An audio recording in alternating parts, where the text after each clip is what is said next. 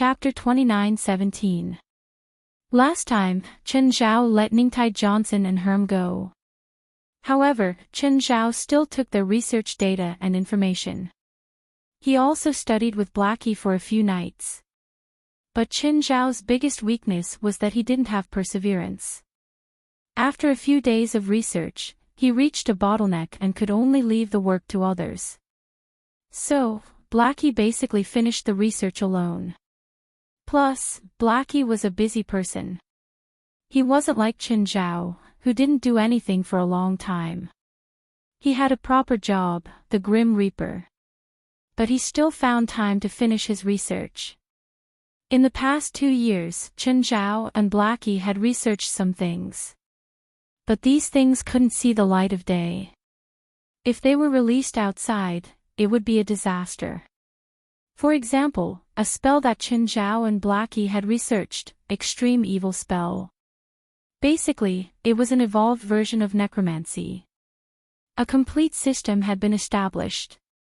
Combined with the spells that Blackie had developed in the past few hundred years, the types of spells weren't much weaker than the widely circulated magic systems. This extreme evil spell was created by combining Blackie's Soulbringer characteristics. But there was a huge flaw in this spell. There were too few people who could cultivate this spell, well, more accurately, there wasn't a single person. Okay, this was reality. Because only Blackie could use Extreme Evil Spell. To put it simply, other than increasing Blackie's work efficiency, it had no use at all. Blackie had considered changing Extreme Evil Spell and letting Chen Zhao cultivate it to see if he could do it. But Chen Zhao was half-hearted, so be it. He wasn't interested in Extreme Evil Spell either. The next day, he turned his attention to something else. Blackie floated over to Chen Zhao. This time, he brought a set of information. There was also a container with a lively toad in it. Chen Zhao had brought all the living creatures here. But Chen Zhao didn't have any impression of this toad. After all, the toad in the container was almost as big as an old hen. It also had a mouthful of sawtooth-like teeth. If Chen Zhao had brought such a unique toad in, there was no way he wouldn't have any impression of it. Where did this thing come from? Don't even mention killing. Blackie had evolved from a Soulbringer to a Deathbringer. However, the rules hadn't changed. They were still not allowed to kill. That was why Blackie didn't dare to experiment on living creatures. If he accidentally killed a living creature, however much of its lifespan was left, Old Black would have to pay for it. Moreover, Blackie's punishment was also rounded up. If the number wasn't a whole number, a year of his lifespan would be deducted. For example, a small animal with a lifespan of a dozen or so days. 1 year of his lifespan would also be deducted. This is the result of our research. This was originally a dead toad, but I've resurrected it. Resurrection. Chen Zhao narrowed his eyes. Resurrection was hard to predict. After all, there were so many resurrection techniques and magic since ancient times. However, not many of them were truly resurrected. Or there were all kinds of restrictions and very troublesome and serious consequences. Moreover, these troubles were multifaceted. Some were the various flaws of the resurrected person, or the karma of the caster. Chen Zhao also knew about the perfect resurrection spell. For example, the Cycle of Fate, a spell of Chinese Taoism. He had heard from Zhang Tianyi that this spell required the sacrifice of one's loved ones, using one's life to pay for a life. Furthermore, the main point was about love, the love between family members. Without these two restraints, it couldn't be successful. Now, Blackie said that he'd successfully resurrected this toad. Chen Zhao didn't really believe it. Other than the mutation of the resurrected toad, everything else is perfect. The soul is complete and the soul's strength has increased greatly. The cells in the body have recovered too. It's not a dead thing, but it's not an undead creature either. Mutation. It didn't look like this before. It was a 6-centimeter red-eyed toad, Blackie said. A 6-centimeter red-eyed toad turned into something that's at least 30 centimeters. People would even believe it if you said it's a basketball. Is this resurrection? It's completely genetically modified, okay? Because it's a toad, I can't be sure if its thinking has changed. Don't you know animal language? Try communicating with it. Chen Zhao rolled his eyes. I can't. My animal language can only communicate with creatures with more developed brains. Toads are definitely not in this category. What about other aspects? Immortality isn't as simple as resurrection. According to Chen Zhao's understanding, immortality means immortality and immortality. It has an extremely strong regenerative ability, and the strength of its body is even comparable to steel. It is not indestructible, but among the creatures of the same size, it should be the strongest. Even among the magical creatures, it can be ranked in the top. And the most successful thing about it is that its soul cannot be extracted as long as its body is not completely destroyed. How did you do it? Chen Zhao asked curiously. The connection between a creature and its soul wasn't truly flawless. There were many ways to get the soul out without destroying the body. To Chen Zhao, this was the only good point of Blackie's test subject. If the body wasn't destroyed, the soul couldn't be extracted. This meant that soul-type attacks couldn't harm it. The body was the best shield against soul attacks.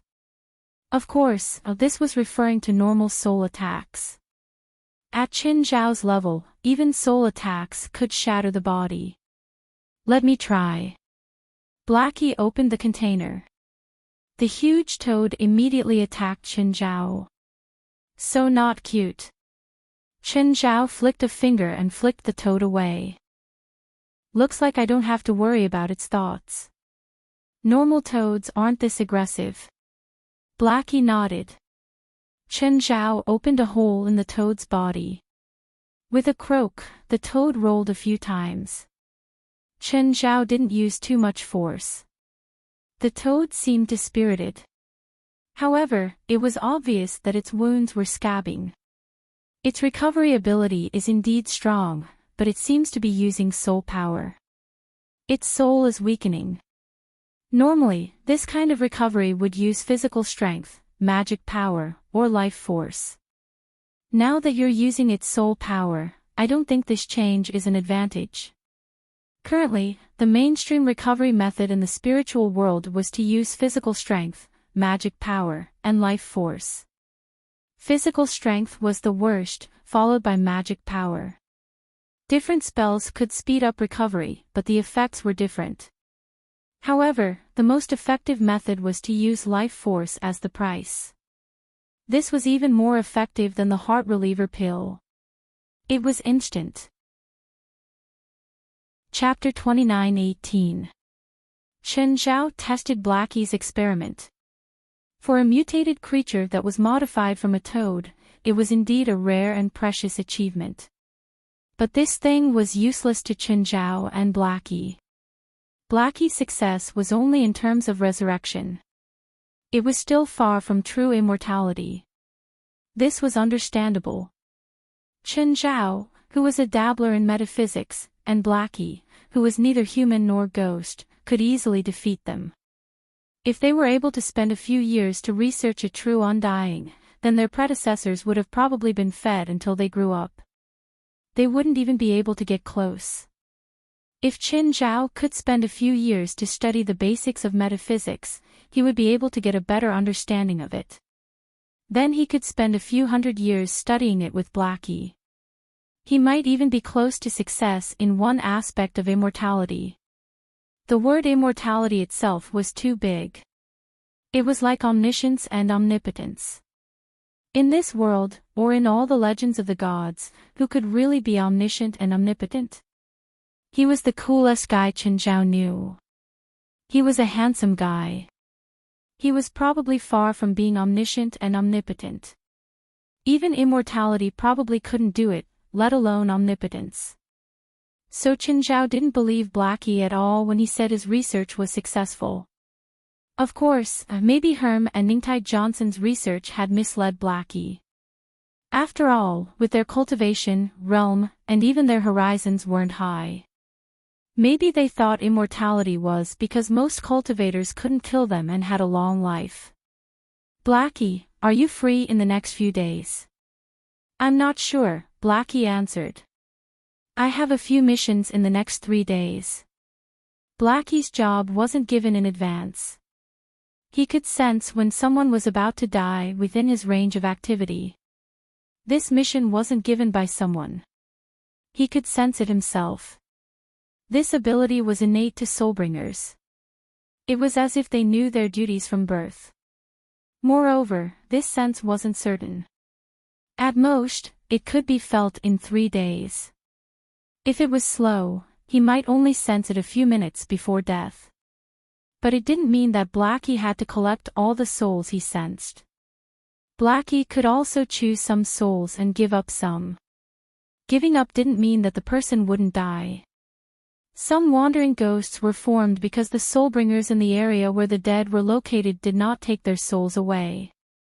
Generally speaking, Blackie only needed to complete a certain amount. Haven't you completed the quota for this quarter? It's done, Blackie said.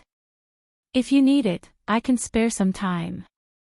I just destroyed a world today, Chen Zhao said. And I shattered that world's will. Blackie looked at him in shock. When I first met you, you were just slightly stronger than a normal person. But now, you can tell me so casually that you destroyed a world. I want to know if that world has its own soul, Chen Zhao said. The standard of a living being was its physical body, consciousness, and soul.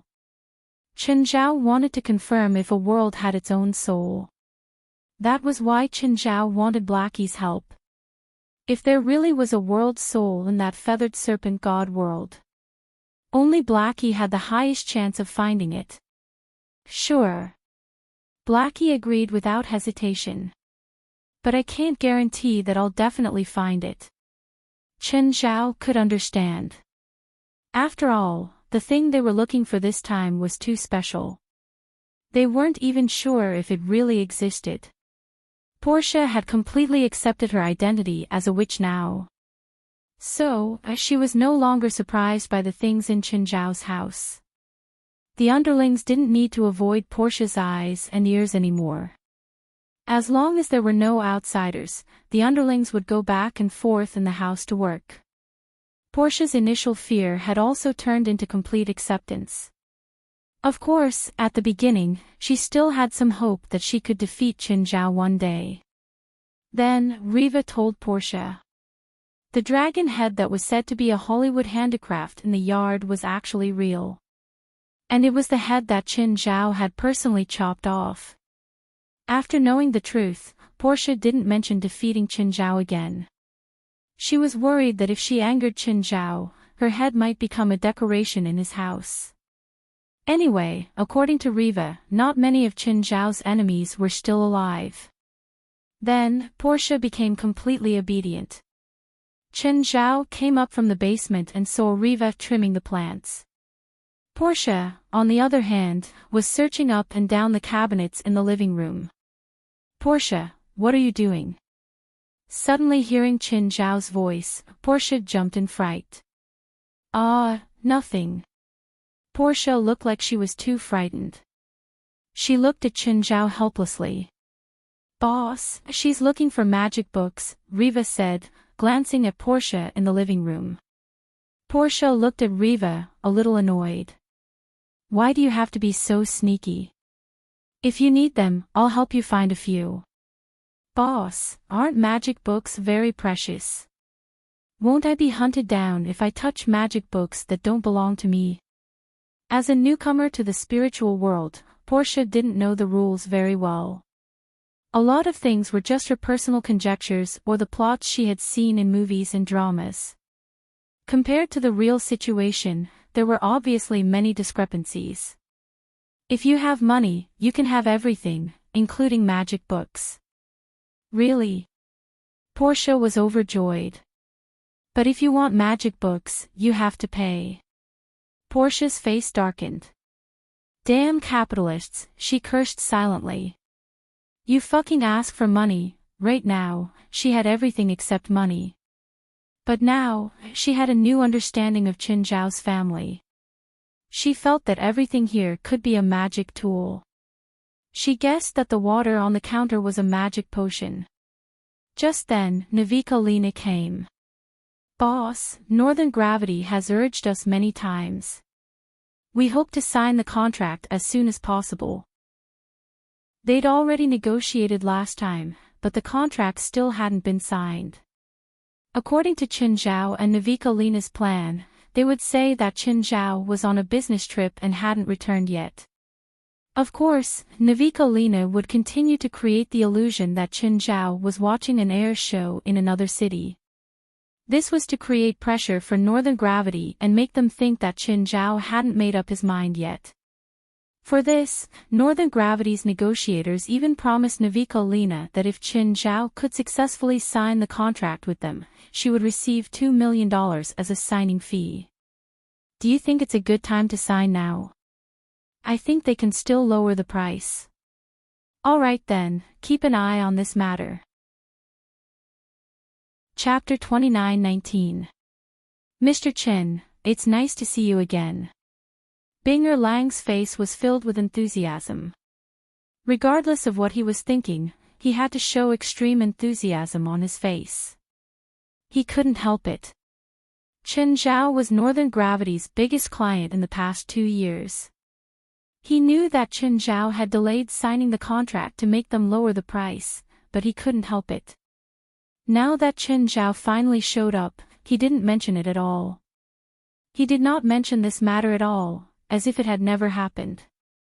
Of course, delaying for so many days was fruitful.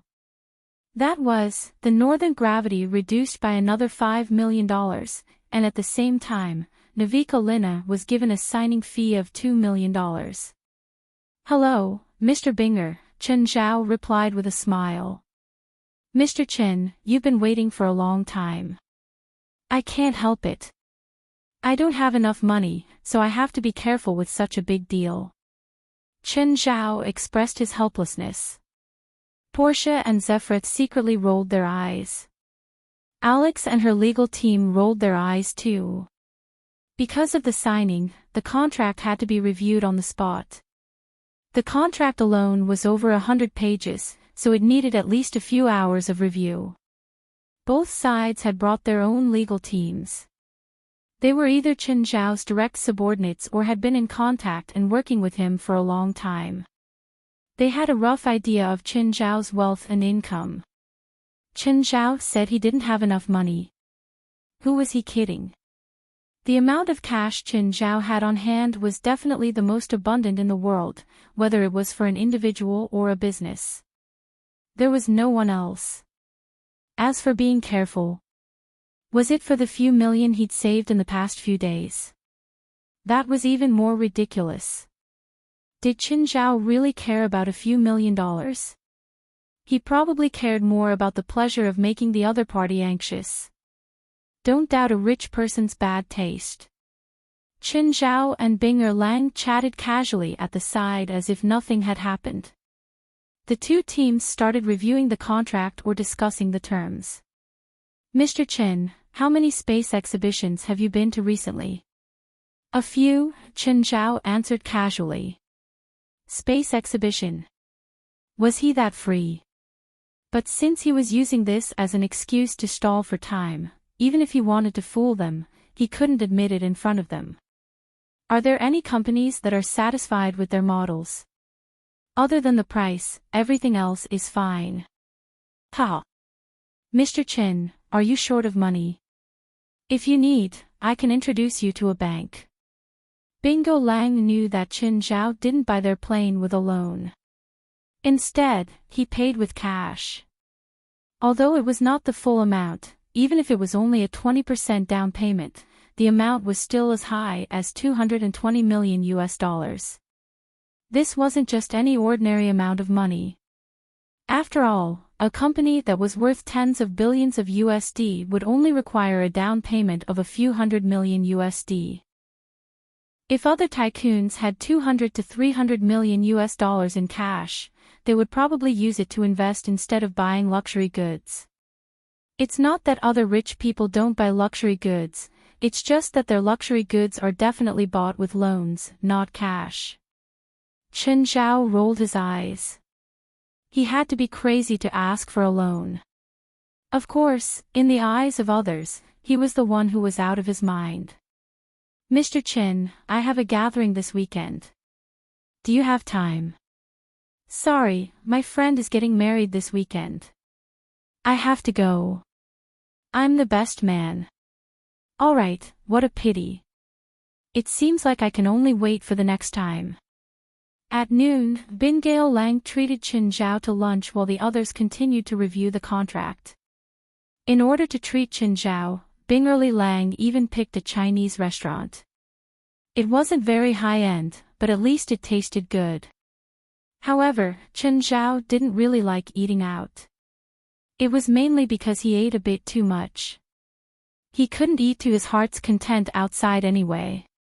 However, Chen Zhao still had to express that he had a good time eating and that Bingale Lang had picked a good restaurant, and so on.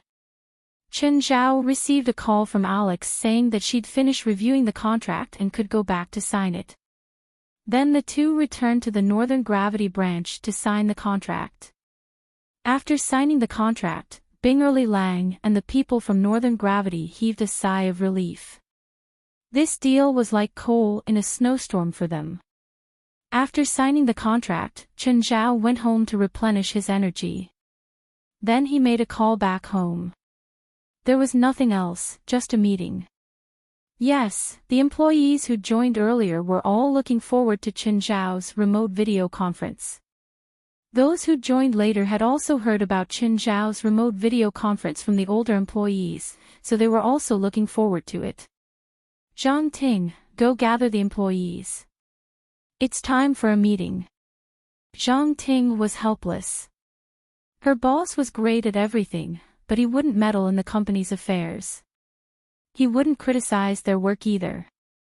But the biggest problem was that he was too rich. Every meeting felt like he was giving benefits to the employees. A while later, Zhang Ting gathered all the employees. Boss, apart from those who asked for leave, everyone else is here.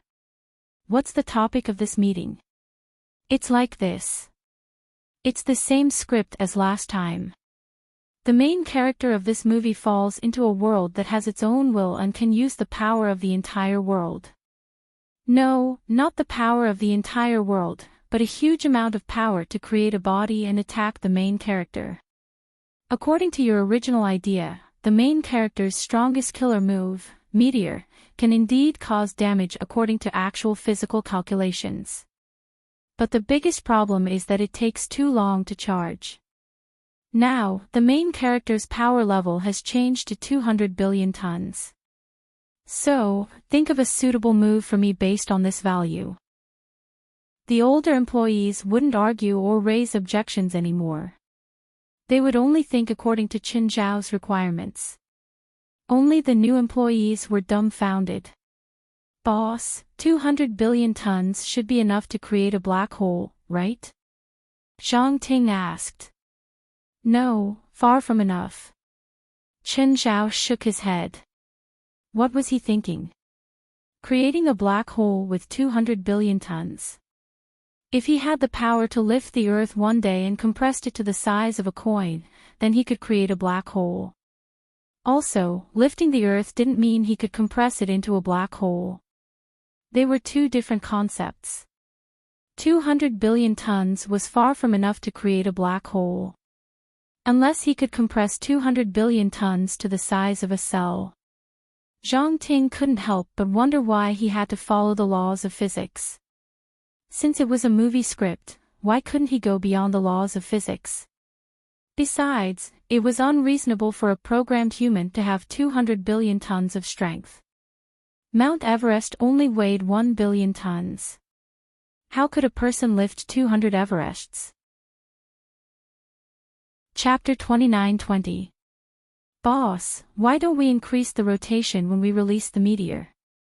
No, I'm dizzy. Chen Zhao immediately rejected the suggestion. Dizzy? You're not the one spinning. Why are you dizzy? Everyone was speechless at Chen Zhao's answer. But he was the boss. Is it possible to control other gases and rocks to create a giant form? It's useless. Why not just use brute force? Chen Zhao rejected the suggestion again. Plus, if a stone giant can't destroy the world, we might as well use a meteor. Actually, a meteor was already a good ultimate move. But there were two flaws. One was the terrain. It had to be above ground. If it was underground, there was nothing he could do. The other flaw was that it took too long to charge. Plus, the higher he flew, the thinner the air. The small world could absorb less air and the weight would decrease. Theoretically, if Chen Zhao flew high enough and the small world increased its weight, he could even destroy the world with one move. Boss, apart from being physically non-human, does the main character have any other metaphysical abilities? No. Chen Zhao could cast a few low-level spells. But they were basically at the level of beating up kids. So, these spells were meaningless. Oh, the main character has 3 elements: thunder, fire, and water. Everyone was speechless again. Was this a temporary setting? Boss, what level are the main character's 3 elements? The thunder element can be absorbed and released. The fire element can also be absorbed and released. At the same time, it has a certain degree of control and can produce fire energy. Fire should be the main character's main element. Water is pure control. There's no exact value. Thunder and water should be close to a natural disaster level. If we calculate the fire element in terms of energy, it's about the equivalent of a 50 million ton TNT nuclear bomb. Most of the main character's power is driven by fire energy. Can we condense the fire energy in advance? When you take it out in battle, you can use it in the same way as the truth-seeking ball. This kind of fire element ball itself has an extremely high temperature. Touching it will turn the enemy into ashes. It also has an extremely high quality, Zhang Ting said. So, this is actually an upgraded version of neutron stars? Yes. Normal neutron stars are made from compressed air.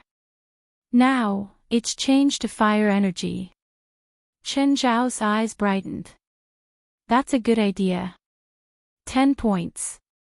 Finally, he had an idea that made his eyes light up. Boss, the lightning attribute should be fine too, right? No, the protagonist can't generate his own lightning attribute. If he wants to compress the lightning attribute energy, he must first absorb it. Don't tell me you want the protagonist to go to the power station and absorb it first. Following that, the crowd proposed many more ideas. However, there weren't any skills that could make Chen Zhao feel refreshed or useful. After the video conference, Chen Zhao entered the river map. Bang! Chen Zhao shook his head. Fire energy was too violent. After compressing it to a certain density, it would explode.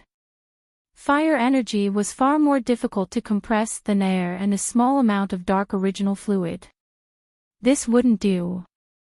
If he continued to compress it, he would never be able to create a pure fire element neutron star. What if I add in some other attributes? Is it possible? Chen Zhao tried again. The reason for the explosion was that the fire-attributed energy was too active. Add a certain amount of air to neutralize it. At the same time, it also reduced the activity of the fire element. In the river map, the last thing Chen Zhao lacked was time. Chen Zhao had plenty of time to try an experiment. If the first time wasn't enough, then he would try 10 times. If the 10th time wasn't enough, then he would try 100 times, 1,000 times. Failure after failure. Explosion after explosion. Chen Zhao kept changing the ratio. Finally, on the 35th day in the river map, Chen Zhao successfully created a neutron star that weighed 100 million tons. This neutron star was made with 21% air and 79% fire energy. Of course, the ratio was even more detailed. Chen Zhao looked at the dark red ball in his hand. It was different from the black neutron star made purely from air. The neutron star was dark red in color. Because of its high density, the surface temperature of the dark red neutron star was extremely high. It was even higher than pure fire energy. Chen Zhao flew into the sky and picked a 1,000-meter tall mountain peak. The dark red neutron star shot out from his hand. The moment it hit the peak, it entered the belly of Doomsday Mountain and quickly went out of the range of Chen Zhao's small world. Based on the trajectory of the dark red neutron star, it should be in the center of the mountain. 0.01 seconds later, the dark red neutron star finally released its terrifying energy. Boom, the light of destruction flashed. The sky and earth shook. The mountain collapsed and the ground cracked. The mountain didn't explode. Instead, it evaporated. There were almost no intact pieces of the entire mountain. The nearby mountains couldn't escape their fate either. They immediately sank. The power even made Chen Zhao's heart palpitate. This single destructive power was the best of all of Chen Zhao's previous moves. A huge pit was left in the ground. Only a pool of melted magma was left in the pit. This was hundreds of times more powerful than a normal neutron star. A normal neutron star was at most a little more powerful than a strategic missile. It definitely couldn't level a mountain, let alone evaporate it. But when Chen Zhao tried to create another dark red neutron star, he failed again. The ratio was too difficult to grasp. A tiny bit more or a tiny bit less would cause the dark red neutron star to fail. If this kind of failure happened in battle, the consequences would be unimaginable. Chen Zhao could only keep trying and practicing. He had a rough idea of the ratio now. But his proficiency was far from enough. The second dark red neutron star was 8 days after Chen Zhao created the first. If he faced a powerful enemy in the future, could he tell the enemy to wait 8 days and he would use a big move first? That was clearly impossible. Chen Zhao needed to practice and practice. If he took more than a second to create a dark red neutron star, it would be considered a failure. The third dark red neutron star was created on the second day. The fourth one came in the following hour. The fifth, sixth, seventh, Chen Zhao's success rate in creating dark red neutron stars increased. But his speed still didn't increase. Chen Zhao needed to carefully use more than 10 seconds to create one. 10 seconds clearly wasn't enough for battle. At least in high-level battles, 10 seconds was enough to die hundreds of times. So, Chen Zhao needed to continue practicing. He couldn't create a few hundred in an instant like a normal neutron star, but he had to be able to do it in a short time. And he had to have a 100% success rate. He had to create and release them as he pleased. This was strategically important. Chapter 29-21. 10 times, 100 times, 1,000 times, 10,000 times, cultivation was a never-ending path. When Chen Zhao felt that he was familiar enough with the dark red neutron star, Chen Zhao wanted to go further. Chen Zhao hoped that he could create hundreds or even thousands of neutron stars in an instant like a normal one. However, it was already very difficult to create 2 at the same time. It was impossible to create more than 3 digits of dark red neutron stars at the same time. The amount of time Chen Zhao had spent creating 2 dark red neutron stars at the same time was more than all the times he had practiced before combined. It was too difficult. It was like fighting left and right in movies. He needed to do two things at the same time. As for creating normal neutron stars, he could create hundreds or thousands of them in an instant. These were two different things. Normal neutron stars didn't require any technique. One only needed to have enough strength.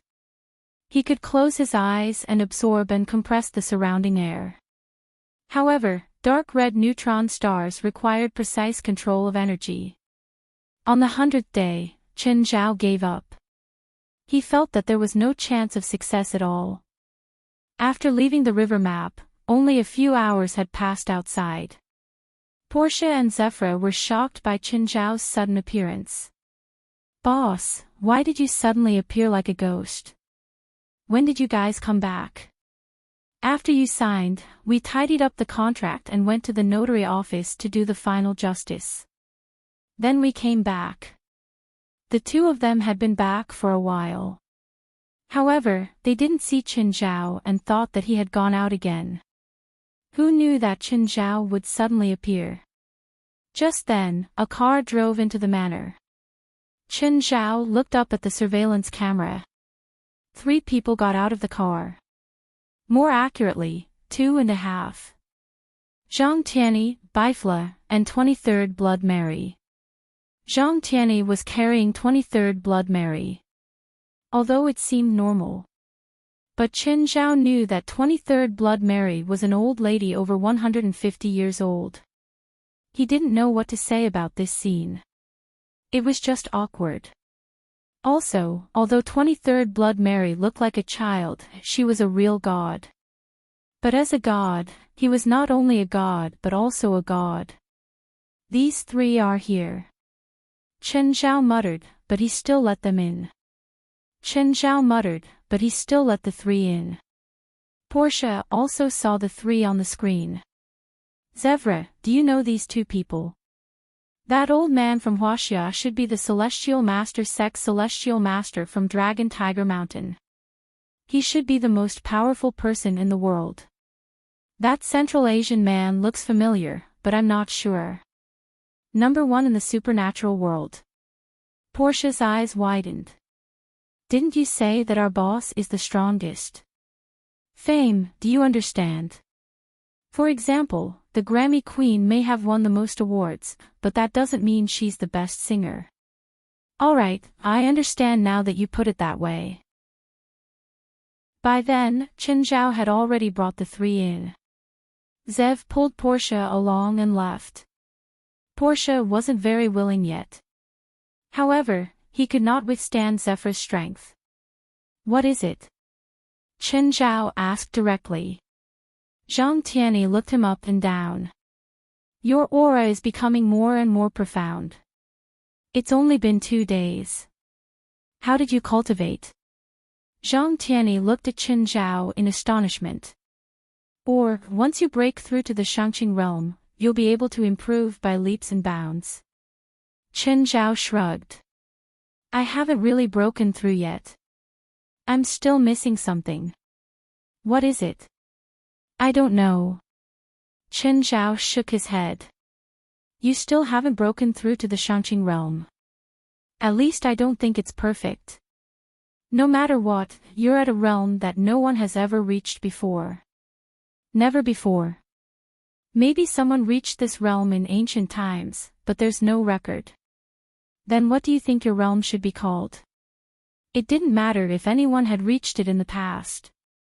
At least, in their eyes, Chen Zhao was the first. Chen Zhao's current realm was something that no one had ever reached before. Therefore, there was no name for it. "You guys didn't come here today to discuss what this realm should be called, right? That's one of the reasons. You have to know that the name also represents the heavenly Tao's luck. As the first person since ancient times, you have the right to name it." Chen Zhao scratched his head. He really wasn't good at naming. Chen Zhao thought for a while. Just as he was about to speak, Zhang Tianyi said, "Don't give it an unsuitable name or a name that's too big. What do you guys think?" "Nothing. I broke through to the Shangqing realm in Serpent God's world, so I'll give it a feather. Ascension. How about we call this realm Ascension? What do you think? Okay. The three nodded at the same time, accepting the name. I thought you'd think about it a little more. Just then, a bolt of lightning suddenly appeared in the sky. The lightning streaked across the horizon, faintly visible in the clouds. It was mottled. Mount Wutai, Qingliang Temple had been closed for more than a month. Right now, an old monk was sitting cross-legged on a cushion in a meditation room. The old monk was surrounded by dense mist. Suddenly, the old monk roared. The dense mist suddenly retracted and beams of golden light shot out of his body. Sanskrit chants rang out in the meditation room. The old monk's dry and wrinkled skin rapidly regained vitality. The monks outside chanted in unison. The door to the meditation room opened slowly. When the old monk appeared before the disciples again, he was already middle-aged. Amitabha. I didn't let you down. I've already attained the one Bodhi leaf. Thank you, disciples. Congratulations, Saint Master Brahma. Congratulations, Saint Master Brahma. Although the disciples looked calm, all of them were in a good mood. The few old monks couldn't contain their joy. Their Chan forest finally had someone who could stand on equal footing with the top figures of Taoism. In the past few decades, after the older generation passed away, no one in Chan forest was able to attain the one Bodhi leaf. But Taoism continuously produced top figures. For example, Longhu Mountain Celestial Master Sect, Mao Mountain Celestial Master Abode, and Kunlun Sacred Ground. On the other hand, although the Buddhist Zen sect was also one of the two major religions in Huaxia, they still didn't have anyone to show off. Old monk Brahma had a smile on his face. Just as he was about to say a few encouraging words, a five-colored bolt of lightning suddenly streaked across the sky. Old monk Brahma's expression changed slightly. That five-colored bolt of lightning contained the laws of heaven and earth. It was as if something had been imprinted into heaven and earth. Old monk Brahma had attained the one Bodhi leaf. His senses were extraordinary and he could vaguely sense something. This feeling was indescribable. It was like the clouds had just parted to reveal the moon. In the next moment, dark clouds covered the sky. Old monk Brahma looked at the sky for a long time. It was hard to describe. He felt something but he couldn't describe it. In short, it made him feel uncomfortable. Chapter 29-22. At the same time, perfected cultivator Qin Ping also looked up at the sky. He seemed to have sensed something. Perfected cultivator Qin Ping immediately left his cave abode. He pulled a disciple over and asked, "Who's the best at divination?" "Ha! Grand Master. It's Uncle Master Ling." "Which Uncle Master Ling?" "Uncle Master Ling Yun." "Call him here." Perfected cultivator Qin Ping didn't know which one was Ling Yun. She had long stopped caring about the sect's affairs. If not for the fact that someone broke into the sect and Zhang Ding was crippled, she would probably still be in seclusion. However, there was no sect master in the sect now. She could only temporarily manage the sect's affairs. Soon, a Taoist nun in her mid-20s came before perfected cultivator Qin Ping. Disciple Ling Yun greets Uncle Master. Which sect are you from?" Perfected cultivator Qin Ping asked. "I'm from the White Cloud sect. I heard from other disciples that you're the best at divination in the sect." "I wouldn't dare. There are countless talents in the sect, and there are many who are far better than me." "Alright, there's no need to pretend in front of me." Perfected cultivator Qin Ping waved his hand. "What kind of divination are you proficient in?" "I have some understanding of fortune-telling and physiognomy." "Then help me read a word," perfected cultivator Qin Ping said. "Yes, Uncle Master." Perfected cultivator Qing Ping was thinking about what word to read. At that moment, a bird feather floated in front of perfected cultivator Qing Ping. Perfected cultivator Qing Ping was stunned. He caught the feather. Help me read the word feather in this bird feather. Feather, the right ring is the blade, which is gold. The west is gold, and the double ring is the wing. This means that the journey is long and should be on the other side of the ocean. What you care about, Uncle Master, is the origin of the west. Feather is the word double, which implies that you care about something and the person you care about. Ling Yun continued, feather is meeting, which means meeting an old friend. Feather can be wings. In the West, when people hear the word feather, they think of angels. So, if you want, you can go to Los Angeles, the city of angels. You'll find something there. Do you think it's accurate? Grandmaster Master, you are a senior of the Tao sect. You should have heard of the words of the Xian men. If you believe in it, it exists. If you don't, it doesn't exist. Ling Yun smiled. Okay, come with me to Los Angeles, Perfected Qing Ping said. Ha! Ling Yun looked at Perfected Qing Ping in surprise. She originally thought that Taoist Master Qing Ping was only looking for her for divination. She didn't expect that she would be asked to go abroad. Although Ling Yun wasn't a country bumpkin, the furthest he had ever gone out of the province was by train. Unexpectedly, this time, Tao Master Qing Ping actually wanted her to go abroad. What's going on? Chen Zhao pointed at the lightning that had just flashed across the sky. Don't tell me God isn't happy with this name and wants to kill me with lightning. It doesn't matter. To put it in a more profound way, it is that heaven and earth are the witnesses, the great Tao is the truth, and the great thunder is the proof. Words are the law, Zhang Tianyi said disapprovingly. What if I put it simply? You are the first one. You have the final say. If anyone disagrees, the heavens will strike them to death with a bolt of lightning. Chen Zhao rolled his eyes. You guys said that naming is one thing. Now that you've already come up with a name, what else is there? Mary is going to make a deal with Ares, so she wants you to hold the fort. Hold what fort?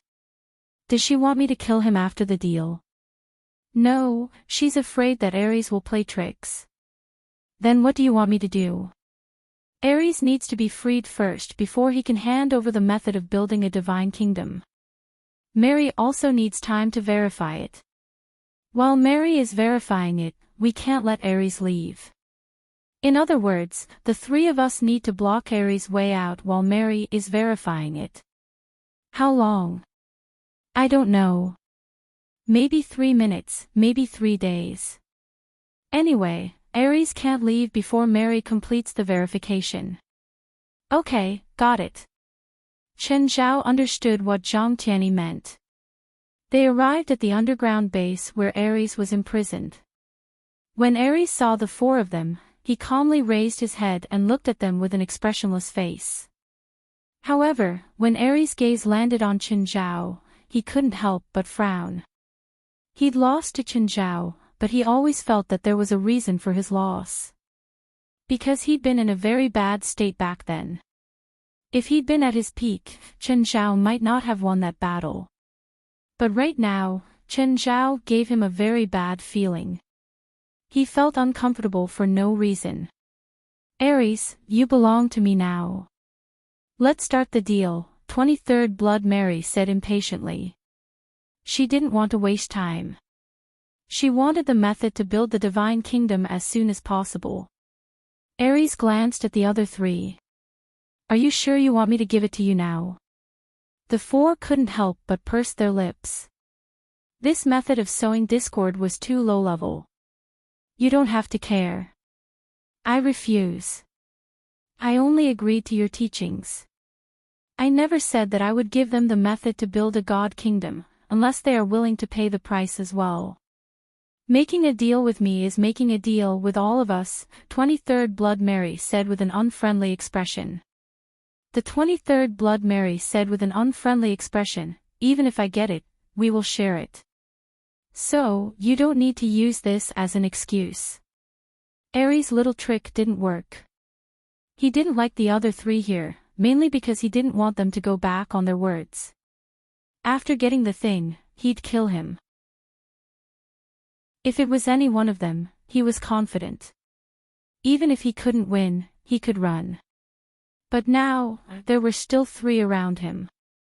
Even if he was stubborn, he wouldn't attack them at the same time. Aries' eyes flashed. Just then, Chen Zhao said, "You better think carefully before you answer.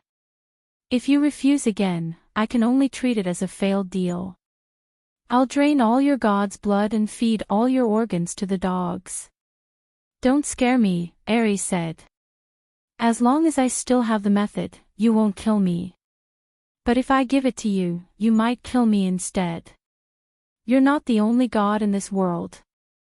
The god of light in Norse mythology, Balder, is in Los Angeles right now. If we trade with him, we might get the method, so you don't have to." Aries immediately panicked.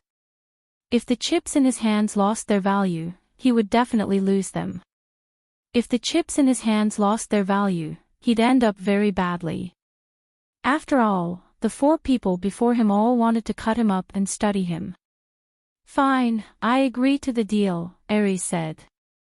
"But I want to recover first before I give it to you." "He's stalling," Zhang Tianyi said. "Chen Zhao, go contact the god of light." Chen Zhao nodded and turned to leave. "Wait!" Aries shouted hurriedly. Fine. We'll do as we agreed. Remove the seal on me first." Chapter 29-23. Aries finally agreed to the trade. According to the agreement with the 23rd generation Blood Mary, they needed to break the seal on Aries first. When the seal on Aries was broken, the four of them could feel that Aries' power was recovering at an alarming rate. On top of that, he didn't have Milo Tanzik Williams to restrain him this time. Suddenly, Chen Zhao put his hand on Aries' shoulder. Next, Chen Zhao's power increased. "What are you doing? Are you going to break the contract?" Aries' shoulder was crushed by Chen Zhao. Smiling, Chen Zhao looked at Aries. "I think I need to give you some restraints." Aries stared at Chen Zhao furiously. "If you continue to act so rudely, then I can only conclude that you don't want to fulfill the agreement." Chen Zhao could feel that even though he'd crushed Aries' shoulder, it didn't cause him much trouble. While he was recovering his divine power, his physique was also improving rapidly. At the same time, his injuries were also healing at a shocking speed. She had crushed his shoulder, but it barely affected his recovery. For an existence of his level, unless one of his arms was chopped off, he would not be able to escape. Otherwise, it would not affect his combat strength at all. "Okay, I've fulfilled my promise to you. Now it's your turn," Chen Zhao said. Aries wasn't in a hurry at this moment. The longer it dragged on, the more advantageous it would be for him. His divine power recovered very quickly. As long as he recovered to his peak state, he would be able to recover. He might not be able to fight four people at once, but he would at least have a greater chance of escaping. His procrastination had already incurred the dissatisfaction of the other four. Chen Zhao took out the black trident. 3, 2, 1. Chen Zhao counted down very quickly, so quickly that Aries couldn't even react. Chen Zhao pierced through Aries' chest. The destructive power rushed directly into Aries' body. Aries cried out in pain. He had not had time to experience the pleasure of recovery. Chen Zhao threw him into the abyss. "Looks like you don't understand me." Chen Zhao glared at Aries coldly. Or maybe there's something wrong with your comprehension. Pull it out. Hurry up and pull it out. Aries howled. Being penetrated by such a terrifying power was simply too painful. It was as if he could die at any moment. If he couldn't dispel this destructive energy immediately, he would really die. Before you die, you still have time to say your last words. Everyone looked at Aries with extremely calm gazes. Looking at a god who was about to die. I'll cooperate. I'll cooperate with you. Aries obviously didn't want to die. I don't want you to waste another second. Even if you do anything useless, I will take it as a provocation. Chen Zhao took out the black trident. In fact, all of Chen Zhao's actions had been planned beforehand. He wanted to give Aries a show of strength. Making a deal with a god. Not only did he need strength, but he also needed to be strong enough. After all, with the pride and arrogance of the gods, they were likely to ignore his words. Aries vomited a mouthful of blood. The destructive energy was still wreaking havoc in his body. He had no choice but to use most of his divine power to disperse this terrifying destructive energy. This also caused his recovery speed to be much slower than before. The damage caused by Chen Zhao's black trident made him unprecedentedly weak. Okay, tell us how to build a divine kingdom, 23rd Blood Mary urged. Aries took a deep breath and said, to build a divine kingdom, you first need to open up an alternate dimension and integrate the divine power into it. The dimension also has to be very large. Chen Zhao glanced at 23rd Blood Mary.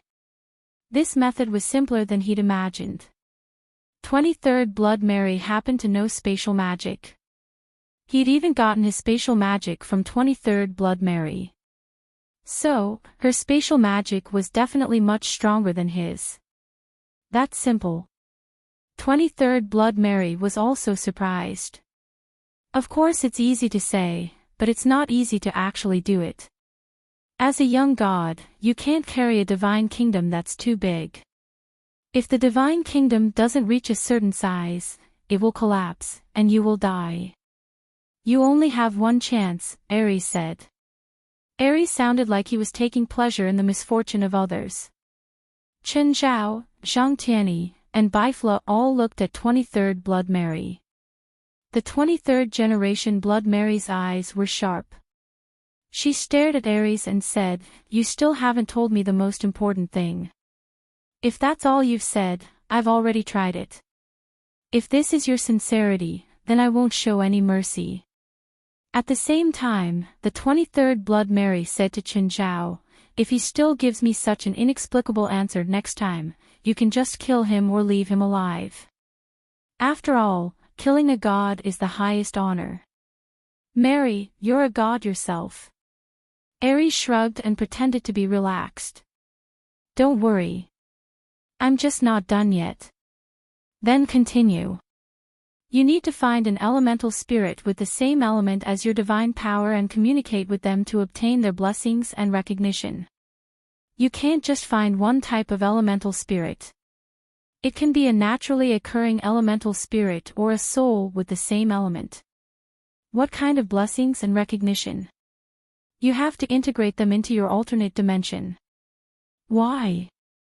Why do you have to integrate an outsider into your alternate dimension? Because they're the bridge to communicate with you. In Chinese terms, they're the second primordial spirit. This elemental spirit has to integrate with your alternate dimension and then integrate with the divine power. Only then can the divine kingdom be built. No! Zhang Tianyi suddenly yelled.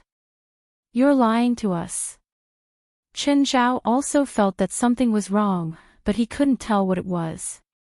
Cultivating a second primordial spirit isn't your method at all.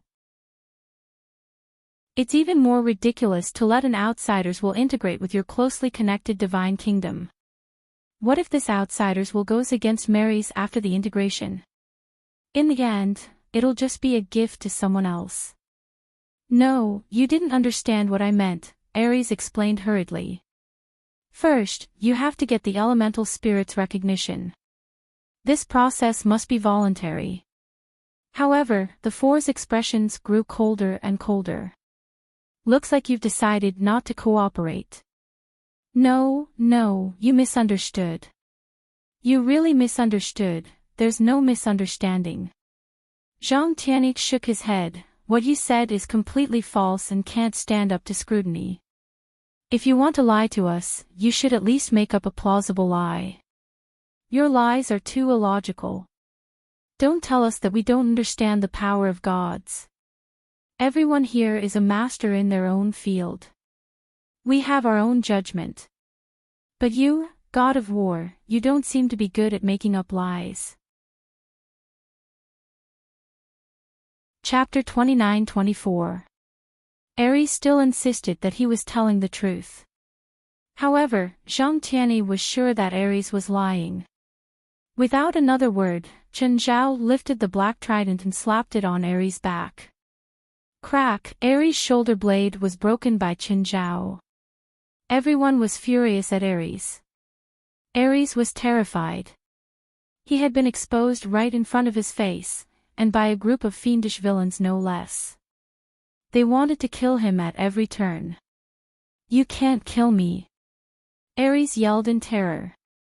No, we can kill you. Zhang Tianyi looked at Ares coldly.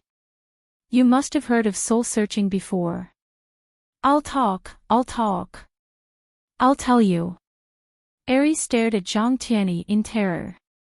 Of course, he knew about soul-searching and the consequences.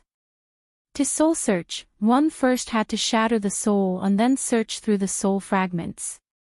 However, soul-searching was too vicious, so most cultivators were unwilling to use it. Just because they were unwilling didn't mean they couldn't use it. Soul-searching was quite widespread. If a normal person used this to threaten him, he wouldn't care. Of course, he wouldn't care. If a normal cultivator used soul-searching on him, with the strength of his soul, he might shatter the other person's soul first. But these people were different. Their souls weren't weaker than his. If they used soul-searching on him, especially when they were strong, he definitely wouldn't be able to stop them. It was impossible for him to resist the soul search of these four people. It was as if he would kill Ares at any moment. To build a divine kingdom, you need the broken fragments of other gods. Ares was shocked. You can't build a complete divine kingdom by yourself. There will always be flaws. Ares looked surprised. I can't build a complete divine kingdom on my own. There will always be flaws. Mary 23 thought for a moment and then nodded. Indeed. I've tried the method you mentioned before. I used my divine right to merge with the alternate space, but I couldn't continue every time. Only a god with extreme power can build a divine kingdom. You're just a young god. Of course, you don't have enough control. Your control and understanding of your divine right haven't reached the extreme either. Of course, you can't build a complete divine kingdom. Only a god who has reached the pinnacle of power can build a divine kingdom. You're just a young god. Of course, you don't have enough control. You don't have enough control and understanding of your divine right. Of course, you can't build a complete divine kingdom. That's not right. What you're saying doesn't make sense. If a god can't establish a divine kingdom after becoming a god, then his divine power will rapidly decline, and his divine right will also return to heaven and earth. If that's the case, then how can this young god grow to the peak? And if you already have your own divine kingdom, why do you have to wait until you've reached the pinnacle to establish another divine kingdom? No, what I have now, or the divine kingdom she wants to build, is not a true divine kingdom, because our divine kingdoms are not perfect. Ares said, among the Olympian gods, only one god has completed this feat, and that is Gaia, the goddess of earth. No other god has done it before her or after her. Ares paused and said, in the beginning, the war between the Titans and the 12 gods was won by Zeus, Poseidon, and Hades. Their goal was to destroy the Titans' divine kingdoms and seize the fragments of their divine kingdoms. Almost every generation of gods completed their inheritance in this way. This is the tradition of the Olympian gods. Ares didn't lie this time. He didn't dare to tell the truth because he was the only god here who had a divine kingdom. If the 23rd Blood Mary wanted to build her own divine kingdom, where could she get divine kingdom fragments? It went without saying. This was exactly what Ares was most worried about. But now, if he didn't tell the truth, he probably wouldn't be able to fool the 4 people in front of him with his 3-inch tongue. But when Zhang Tianyi said that he wanted to use Soul Search, he finally gave up.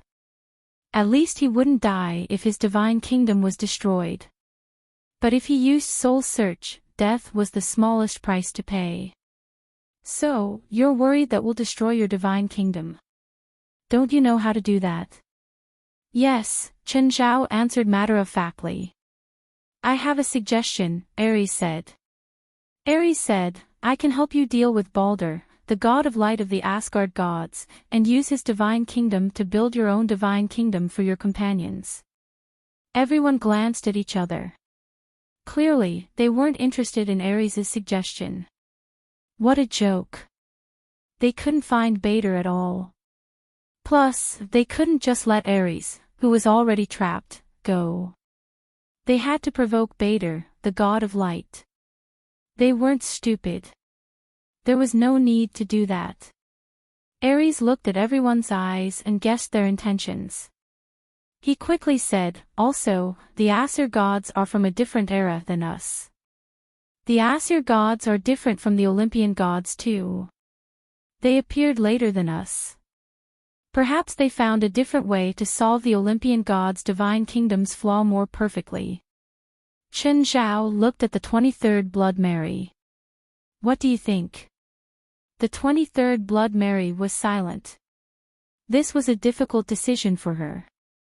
It would be great if the Aesir gods really had a solution. But the prerequisite was that they had to find the god of light. If a god was determined to hide, it was almost impossible for them to find him. Plus, they weren't even sure if the Aesir gods really had a solution. So, destroying Ares' divine kingdom was the simplest way for them right now. As for their previous agreement, Ares didn't have good intentions and told them all lies, so the deal wasn't valid. Of course, as the leader, Chen Zhao and the others had the right to explain. You still have time, Ares said. You can go and confirm if I'm telling the truth. How much time do you have? Chen Zhao asked. I don't have much time, but I'm not in a hurry, the 23rd Blood Mary said.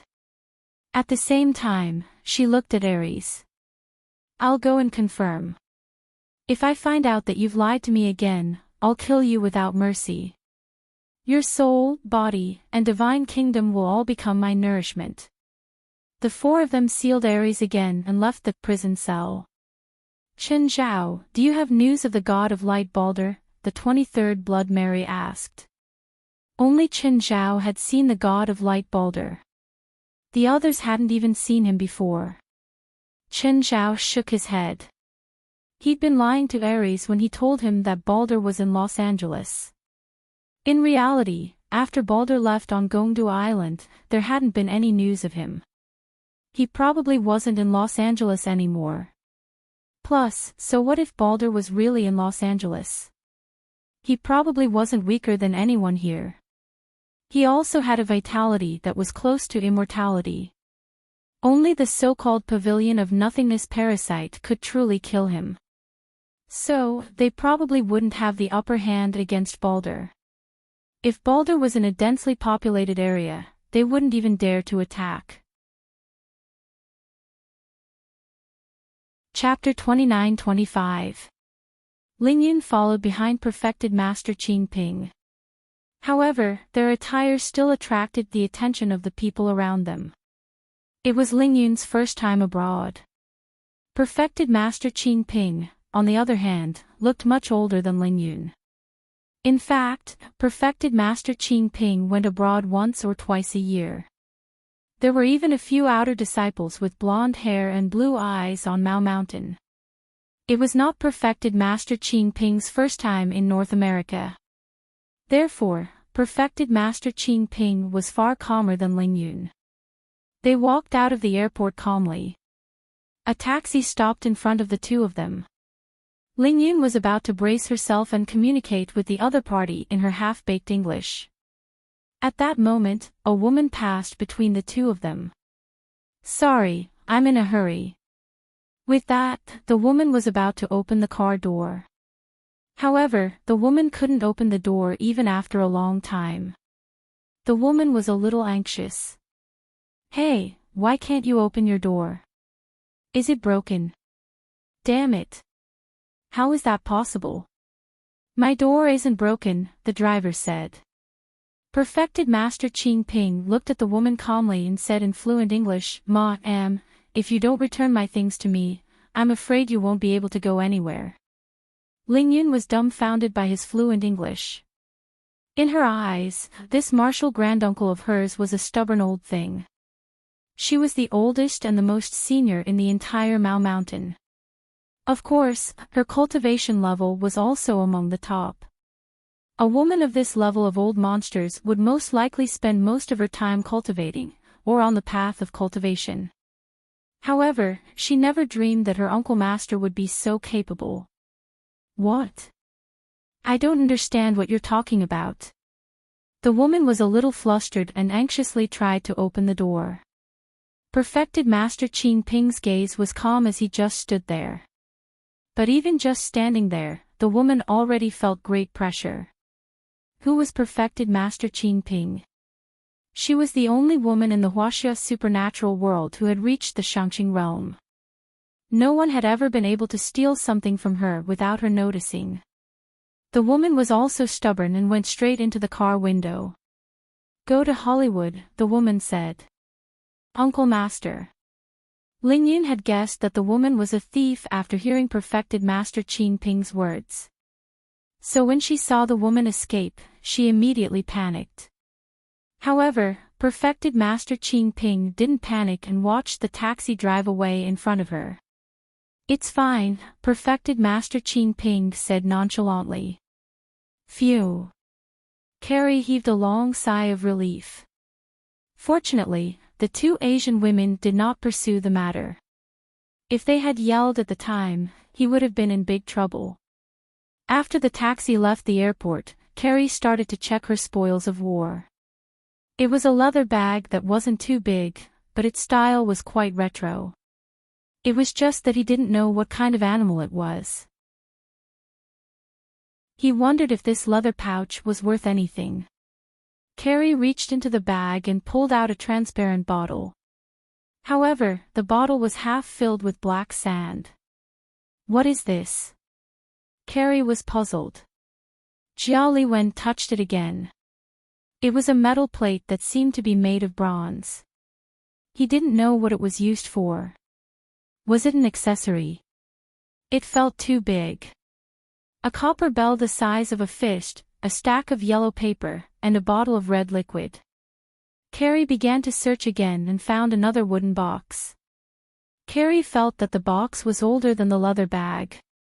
Carrie shook the box. There was something inside. Just as Carrie was about to open the box, she found that it was stuck to a thin piece of yellow paper. Jiao Liwen tore the yellow paper. She opened the lid, but there was nothing inside. Fuck. There's nothing valuable. What a waste of my expectations, Carrie cursed. "Miss, we've arrived at Hollywood." "So fast." "Fast. Miss, it's been 50 minutes. Are you still not satisfied? Do you want me to drive another round?" "Of course, it's charged." "Okay, how much is it?" $168. "Here's $100. Keep the change." "Miss, I said $100. "No," Carrie said angrily.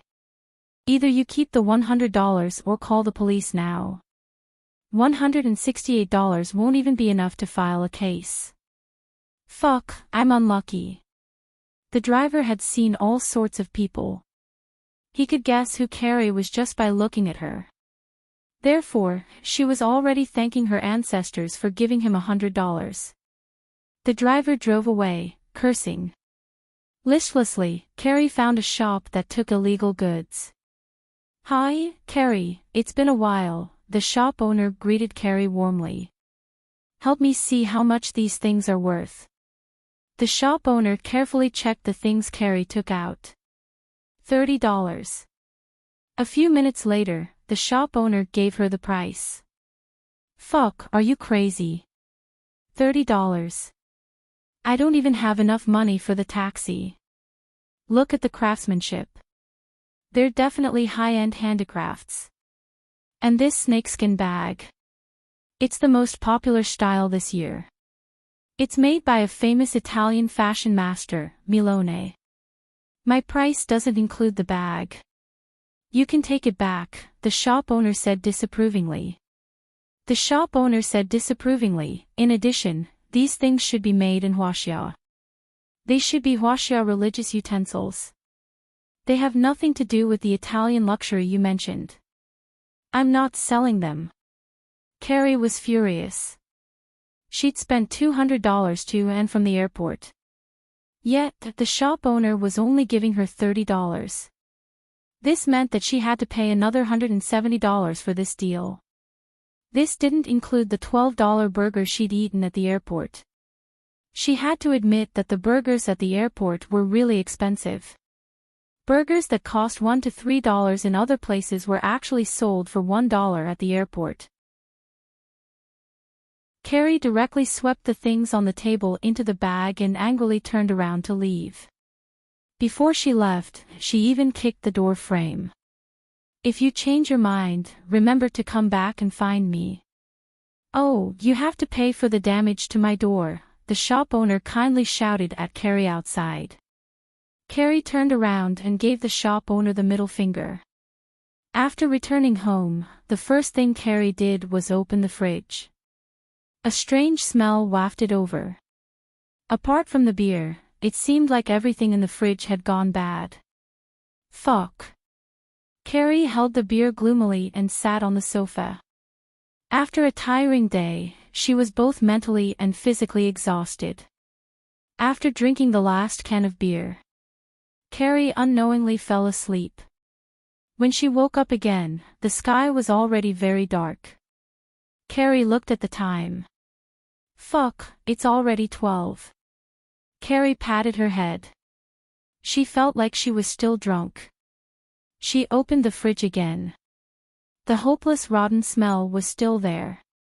However, Carrie decided to pick a dish that was not so hopeless as to serve as her dinner. Suddenly, a gust of cold wind blew, and Carrie shivered. Thud, Carrie heard something fall to the ground in the living room. Chapter 29-26. Jia Liwen turned to look at the living room. It was empty, but the bag had been opened at some point. It seemed that the bottle containing the black sand had fallen onto the ground. Jia Liwen stepped forward and picked up the bottle. However, at that moment, Jia Liwen suddenly felt a powerful force sending her flying. Dong! Jia Liwen's body slammed into the wall. Then, a terrifying face appeared before her. It was a creature covered in red, white, and black fur. It was a tall and intimidating body. Where is it? Where is it? Give it to me. The monster let out a deafening roar. Jia Liwen retreated in fear. She did not understand where the monster had come from. She did not even understand what it was saying. I don't understand what you are saying. Don't hurt me. Don't hurt me. I see. The monster calmed down a bit. Its sharp claws were pointed at Jia Liwen's forehead. Jia Liwen turned her head in fear. She thought that the monster was going to use its claws to cut her skin. However, the moment the monster's claws touched her forehead, Jiao Liwen's mind was filled with countless pieces of knowledge. "Where is it?" the monster asked again. This time, Jiao Liwen knew what the monster was talking about. "What are you looking for?" "I don't have what you want. Or, if you want something, take it yourself. Please don't hurt me. If you want to eat me, please be gentle. Maybe you should cut my main artery first." "Where is the main artery?" "It's here." To prevent herself from being swallowed alive, Jiao Liwen told the monster the location of the main artery. "I don't eat people," the monster said. "But I have killed people with my teeth." "What are you?" "Wu Quan." "What are you looking for?" "As long as I have it, it will belong to you." "100 beast steel." "What is it?" Jiao Liwen clearly did not know what 100 beast steel was. "Tell me where it is." Wu Quan suddenly moved closer to Jiao Liwen's face. Jiao Liwen watched as the huge monster approached her. She was so frightened that she retreated to the corner and curled up. "I don't know. I don't know what 100 beast steel is." Wu Quan bared its fangs. Its breath was scorching hot. "I really don't know. I can feel it here." Hu Wu said, "I can feel it. It's very close. Very close. Maybe it's in your body." "I have nothing on me." Suddenly, the window shattered without any warning. A black figure roared as it charged towards Yuan Wu and Carrie without any superfluous words. Yu Wu opened its bloody mouth and spurted out a column of fire. Bang! The black shadow was hit by the pillar of fire and smashed a hole in the wooden wall of Carrie's house. Then, a monster about the same size as Hu Wu crawled out of the hole. This monster was pure black, and its body was steaming with an unsettling black aura. As soon as this monster appeared, it displayed an uncomfortable posture. It was filled with an aggressive and bloodthirsty desire. Roar! The two monsters roared at each other. However, the black aura on the black monster's body suddenly erupted, bringing with it a terrifying pressure. Yuan Wu's huge body was pushed back a few steps. Then, the black monster pounced at Yuan Wu. Yuan Shiwu was immediately thrown to the ground. The black monster looked even fiercer than Yuan Shiwu. The two huge beasts rolled and wrestled with each other. Yuan Wu could not get up. The black monster bit into Yuan Shiwu's neck. Yuan Wu immediately spat out flames, but the flames did not do much damage to the black monster. Yuan Wu's resistance grew weaker and weaker. Just then, Yuan Wu saw a sign on the ground. "Hurry, use that thing, to smash it." Yuan Wu roared. Carrie, who had been curled up in the corner, did not understand what Yuan Wu was shouting. "Use what to smash it with?" "That sign. Mao Mountain Town's evil token. Hurry." Yuan Wu roared again. "What is it?" "That thing on the ground in front of you." Under Hu Wu's guidance, Carrie was finally able to identify the sign. Carrie gathered her courage and went to pick up the sign. The moment the black monster saw the sign in Carrie's hand, it immediately turned into a wave of black aura and escaped through the broken window. When Yuan Wu stood up again, he was in quite a sorry state. He shook his fur. Carrie held the sign in her hand. "Don't come over. I'll smash you with this." Carrie saw that the black monster had run away in fear as soon as she got the sign. She immediately regained some courage, but facing Yuan Wu, she was still filled with nervousness and fear. "This sign is used to suppress evil. I'm a divine beast. It doesn't work on me." "Is that so?" Jiao Liwen looked at the token in her hand, seemingly eager to give it a try. "Also, you're not the Mao Mountain sect leader. What makes you think you can use the power of the sign? Can this sign kill that monster?" "If you know how to use it," Yuan Wu said. "What's going on? What's with that monster?" Isn't it with you? It's Hey You, a demon, and I'm a divine beast Yuan Wu. We're natural opposites, like black and white. How can we be together? Then what does it want? The Monument of Beasts. It has the same goal as me. Do you really not know where it is? I don't know. But I can feel that the Monument of Beasts is on you. Carrie searched all over but did not find anything. I don't have it. How is that possible? I can smell it. The Monument of Beasts is on you. I really don't have it. Xiao Wu came close and sniffed at Carrie. Suddenly, Yuan Wu's expression changed drastically. How is that possible? How can you fuse with the Monument of Beasts? What do you mean by the Monument of Beasts? Carrie was still very confused about the Monument of Beasts that Yuan Wu mentioned. It's a divine artifact used to suppress all beasts. Yuan Wu said, I'm a divine beast born from the Monument of Beasts. It's my duty to protect the Monument of Beasts. Now that I've appeared from the Monument of Beasts, it means that the beasts suppressed by the Monument of Beasts have all been freed. What does the Monument of Beasts look like? This was still the question that bothered Carrie the most. She had never seen the Monument of Beasts before, but Yuan Wu kept saying that it was on her. In short, she felt that she was in big trouble, very big trouble. Yuan Wu could not tell her what the Monument of Beasts looked like. Because the Monument of Beasts was ever-changing and had no fixed form. Where did you get the evil order of Mao Mountain Town? Yuan Wu asked. Ha! You mean this thing? Carrie asked. Jiutian Divine Emperor. Chapter 29-27. Of course, the Maoshan Town Evil Order can also be called the Divine Order of Lini, Yu Wu said. Well, would you believe me if I said I picked it up? Yu Wu chuckled at Jiuli in a very human way, letting her figure it out for herself. Picked it up. The Maoshan Town Evil Order was one of the treasures of the Maoshan Town sect. How could she have picked it up? Yu Wu was a divine beast, so he was born with a lot of knowledge. Furthermore, he was born from the Monument of Beasts. The process of nurturing was performed by the cultivators of the Maoshan sect. As such, he was considered the guardian divine beast of the Maoshan sect.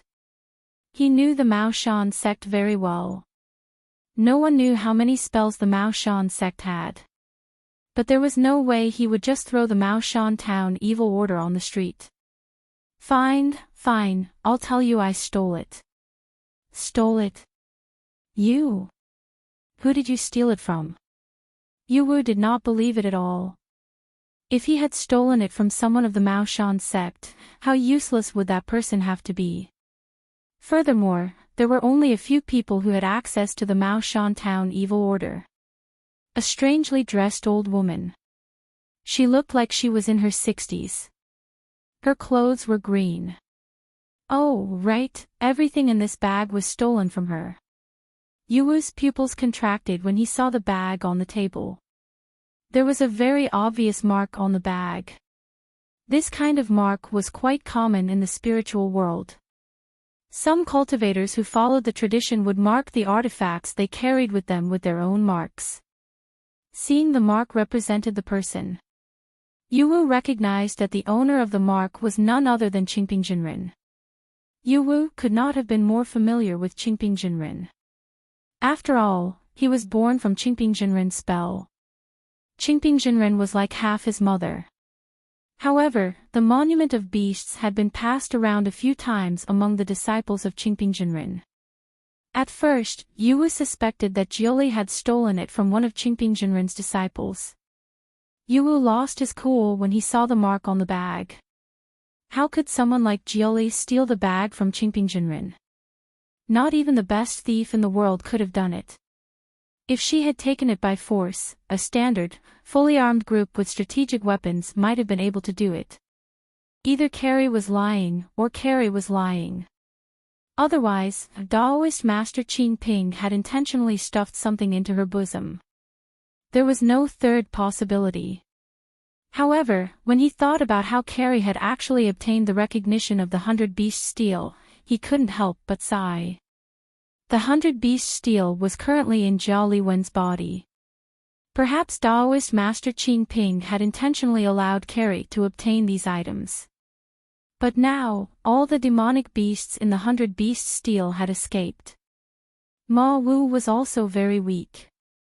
Thus, Xiao Wu could only stay by Jialuan's side. Sanwei came to the bag and reached out with its paw. The first thing he saw was the piece of yellow paper that Carrie had torn from the box. However, Carrie crumpled the paper into a ball. I tore it off a box. In an instant, Hu Wu was enraged. Roar, you damned woman, it was you who let the demonic beast escape. Carrie was scared out of her wits. Are you crazy? You fool. Idiot. You broke the seal. What are you talking about? I don't understand. That box is the 100 Beast Steel, and this talisman is the seal of the 100 Beasts. You broke the seal. Nonsense. How could the seal be opened so easily? The seals in movies and TV series all require a lot of conditions. Because you obtained the 100 Beast Steel's recognition first, you are equivalent to the 100 Beast Steel's master. You naturally have the right to decide whether or not to break the seal. Hu Wu felt very stifled, because he didn't even have the right to vent. Carrie was now the master of the 100 Beast Steel. This also meant that Carrie would be his temporary master. Hu Wu didn't really care about changing masters. In any case, the 100 Beast Steel often changed masters anyway. He had also worked for Daoist Master Qing Ping's disciples and grand disciples. It was just that his current master was Carrie, who was completely useless in his eyes. This was not as wonderful as it seemed. The master's ability determined how much strength he could exert. Especially now, because he had lost contact with the 100 Beast Steel, his condition was already very poor. What is this? Carrie picked up the bottle of black sand and asked, Don't tell me there's some devil sealed inside. This is black mica gold, used to cast spells. It has a very strong restraining effect against evil beings. What about these? The same yellow paper as the seal. Talisman paper, used to draw talismans. It's a common casting medium for Taoists. Hu Wu said. At this time, Hu Wu took out a few more things from the bag. A Taoist scripture, and a few casting tools. Hu Wu faintly felt that these things were used to train new people. Could it be that Taoist Master Qing Ping wanted to take her as a disciple? Perhaps the demons that escaped from the 100 Beast Steel were also a test for her. Since you released those demon beasts, then you must be responsible for capturing them. What? You want me to deal with those monsters? Like the one just now? Carrie was about to go crazy. Perhaps she had already gone crazy, and everything she was seeing was an illusion created by her imagination. No, that was a Black Yuga, not something you can deal with. Black Yuga was a demon beast, but it was Hu Wu's twin brother. Hu Wu represented good, while Black Yuga represented evil. Hu Wu was connected to the 100 Beast Steel, and guarded the demon beasts in it. And Black Yuga was one of the demon beasts in the 100 Beast Steel. And it was also responsible for devouring the demon energy of the demon beasts in the 100 Beast Steel. Hu Wu would weaken due to losing its connection to the 100 Beast Steel. But Black Yuga would become even stronger. He represented the evil of the demon beasts. If the demon beasts wreaked havoc outside, he would become even stronger. Although the 100 Beast Steel had a certain restraining effect on Black Yuga. But this was under the most ideal situation. The 100 Beast Steel could be used well in the hands of a cultivator with profound cultivation. At the same time, He also knew how to control Wu to unleash the 100-beast steel's true power and suppress Black Yuga. However, the current situation was that Wu himself was extremely weak and feeble. The 100-beast steel was still in the hands of a newbie like Carrie, who couldn't even be considered a newbie. Black Yuga had been scared away by the Mao Shan Town evil order. He thought that Daoist Master Qing Ping was nearby. Actually, if Black Yuga hadn't run, both of them would have been finished. It wasn't a joke. If Black Yuga had been a bit more daring, he could have just charged in and everything would have ended. I'm not joking. Those demonic beasts escaped because of you. If you don't take responsibility for capturing them, then every time those demonic beasts kill a person, it will be on your head. Chapter 29-28. Angel Coast. Ashley and Failai were monitoring the shoreline from the watchtower. Ashley was Failai's partner. Coastal lifeguards were like police officers. They all had a certain level of danger. The purpose of a partner was to have someone to help the lifeguard when needed. Failai, do you have plans tonight? Ashley asked. No, Failai said casually. Going home and spending a beautiful night with my family. Are you interested in buying a house? Ashley knew that Failai and Failai's man were rich, very rich. She had only been employed for less than a year and had never been to Qinzhou and Failai's house. However, her colleagues would occasionally mention Failai when they chatted. So she also knew that Failai was very rich. As for how rich she was, she didn't have an accurate idea. Failai glanced at Ashley. You're selling your house? No, I'm just working part-time, Ashley said. Ashley said, I have a very good house on hand right now. Are you interested? Failai thought for a moment. She occasionally went to look at houses with Qinzhou. However, most of the time, they used investment as a prerequisite. First, they needed a house with a good market. If it was purely from the perspective of living, their two large manors were enough for them to live in. Even if they wanted to change, it would be difficult to find a place better than their own manors. Unless it was pure land, Qinzhou would also be interested. Of course, it had to be worth it first. I can go and take a look, Failai answered. Ashley was very happy, even though she hadn't finished the job yet. However, she was still very happy. After work, Ashley and Failai went to her house. It was a high-end high-rise condominium. Failai had seen many houses before. Seeing the location of the condominium, she had a rough estimate. Failai followed Ashley into the condominium. It was a laminated structure with a total area of around 450 square meters. From the floor-to-ceiling window on the left, one could directly see the Hollywood Hills. The environment was very good. The condominium was in a bustling street, so the transportation was very convenient. It was also soundproof, so one wouldn't feel any noise even if they were in a busy street. The interior decorations were also very high-end. With Failai's experience, she estimated that the decorations cost at least $500,000. What's the price of this condominium? Failai asked. The total area is 475 square meters, and the owner is asking for $6.5 million. Failai looked at Ashley in surprise and asked, Are you sure you didn't give us $4 million less? One had to know that the price of a square meter in this area was at least $15,000. This apartment was top-notch in almost every aspect. Its location, property management, orientation, and environment were all impeccable. In addition, the landlord's own renovation costs were also quite high.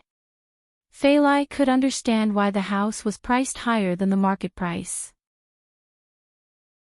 It was impossible for it to go down instead of up. Although it was not a booming market for real estate, it was not a declining market either.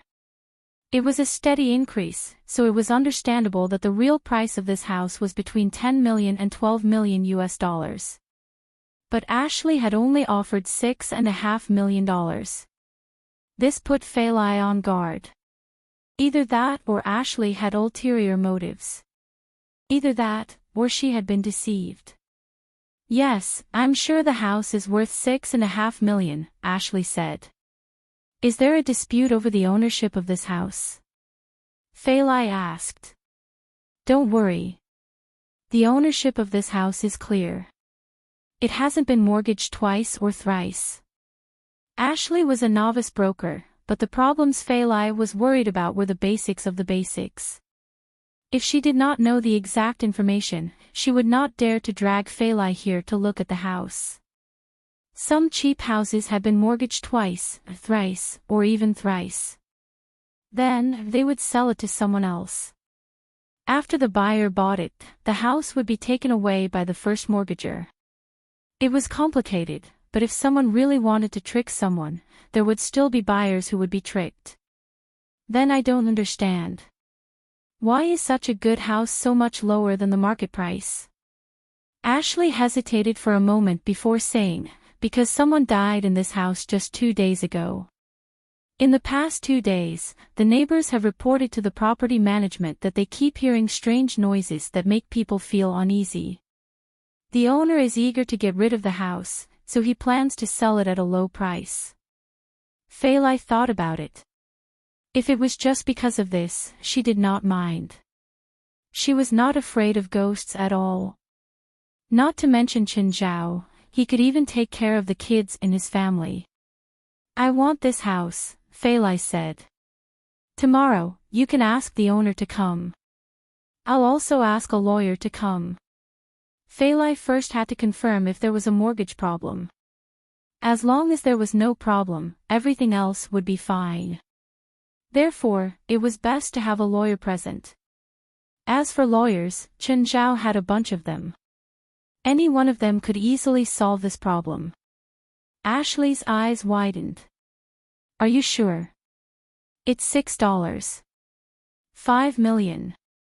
Won't you reconsider? It's $6.5 million, not 65 million, Faylai said disapprovingly. Ashley did not expect Faylai to be so generous and make a decision so easily. It was unthinkable to Ashley. As for herself, she had to consider the consequences of spending $650. But Faylai was willing to buy a $6.5 million house. Let's go, Faylai said. I'll treat you to dinner. After all, Ashley had introduced her to such a good house. Treating her to dinner was also a way of thanking her. Ashley's mind was in a blur. Until Faylai brought her to Marina's restaurant. When she saw the prices on the menu, Ashley woke up in shock. The cheapest dish cost more than $100. Faylai, it's too expensive here. Don't worry. It's fine even if you order caviar. This is my husband's restaurant, Faylai said casually. Also, the most expensive thing here isn't caviar. It's deep-sea diamonds. The so-called deep-sea diamonds were actually the meat of the god of abnormalities. Because the meat was special, it was extremely delicious. It was favored by gourmets and rich people. However, Faylai and Chen Zhao did not come often. After all, what was here could be found at home. What was at home might not be found here. Ashley was speechless again. This restaurant had been in the media many times. Among them, the most common ones were the entertainment media. Ashley often saw news of certain celebrities dining at Marina's restaurant and so on. She did not expect the owner of this restaurant to be her partner.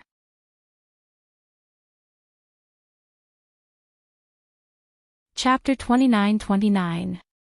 At night, Faylai went home and told Chen Zhao about it. Chen Zhao didn't think too much about it. So what if someone died? It would be better if the haunting was worse. That way, it would be cheaper. Even if they couldn't sell it, they could live in it. As for people dying, they didn't care. Even if there was a ghost, he could clean it up.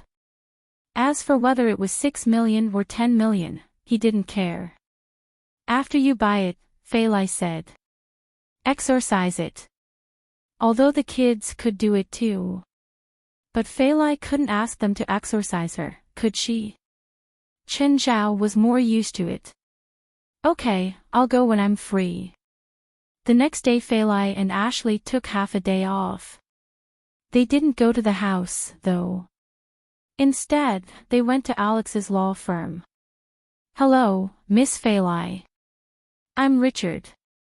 Richard knew Phalai. Phalai definitely didn't know him. Last time, when Chen Zhao and Phalai came together, she'd heard someone mention their identities. This time, Richard was personally appointed by Alex. Their law firm didn't specifically serve Chen Zhao's family. However, Chen Zhao was their biggest client. Chen Zhao paid them 40% of the firm's total income. Therefore, the lawyers had to do their job. Hello, Mr. Richard. Phalai nodded. This is my friend, Ashley. Hello, Miss Ashley. Richard's attitude toward Ashley was clearly much more distant. Ashley was a bit scared because she was in the law firm. Alex's law firm was rather large. It rented 3 floors of the business building. Every single person walking around here could make her bankrupt and ruin her reputation. She dared to point at the police and curse at them, but she didn't dare to breathe loudly here. Let's go. Okay. Richard nodded. After leaving the law firm and getting into the car, Ashley finally relaxed a bit. Richard drove while Phalai and Ashley sat in the back. Phalai, this law firm's fees are really high, right? I don't know. Phalai didn't know how much Chen Zhao paid Alex every year. She heard that it was tens of millions of dollars. It's free. Any service we provide to you is free. Free? Why? Because she's a VIP of our law firm. Richard didn't explain more to Ashley. She might not understand even if he did. After arriving at the apartment building, the 3 of them went upstairs. Ashley had already contacted the homeowner. The owner of the house was in the apartment. After ringing the doorbell, the back door opened. The owner was a middle-aged man. When the middle-aged man saw Phalai, his eyes lit up. Hello, beautiful lady, I'm Tony. May I know your name? With that, Tony tried to kiss the back of Phalai's hand. Phalai pulled her hand back. Mr. Tony, let's talk business. This is my friend, Phalai. She's also the buyer this time, Ashley introduced. What about this one? Tony looked at Richard. He thought that Richard was Phalai's husband, so his gaze was provocative. Richard smiled at Tony. Hello, I'm Miss Phalai's lawyer. You can call me Richard. Also, from what I know, Mr. Tony's financial situation is a bit bad, so you'd better pray that this transaction goes smoothly. Otherwise, Mr. Tony might go to jail. Tony's expression immediately became unnatural. You investigated me. Do you think I won't sue you for invading my privacy? No, I'm just helping my client find out who she's dealing with and whether it's worth the deal, Richard said unhurriedly. Richard said calmly, this is my business card. If you want to sue my client, you'd better figure out who your enemy is first. When Tony saw the name of the law firm on the name card, his expression changed. Alex's law firm was quite famous in Los Angeles. Mr. Tony, do you have all the materials for the house? I don't want Phalai to come here for nothing.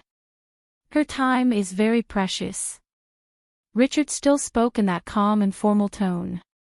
Honesty is the prerequisite for a transaction. If I find that the ownership of the house isn't clear during the transaction, it won't be as simple as a failed transaction.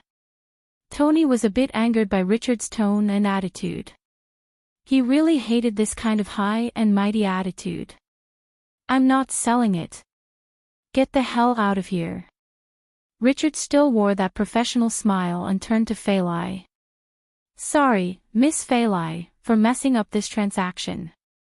But don't worry, I'll make sure this house will never be sold.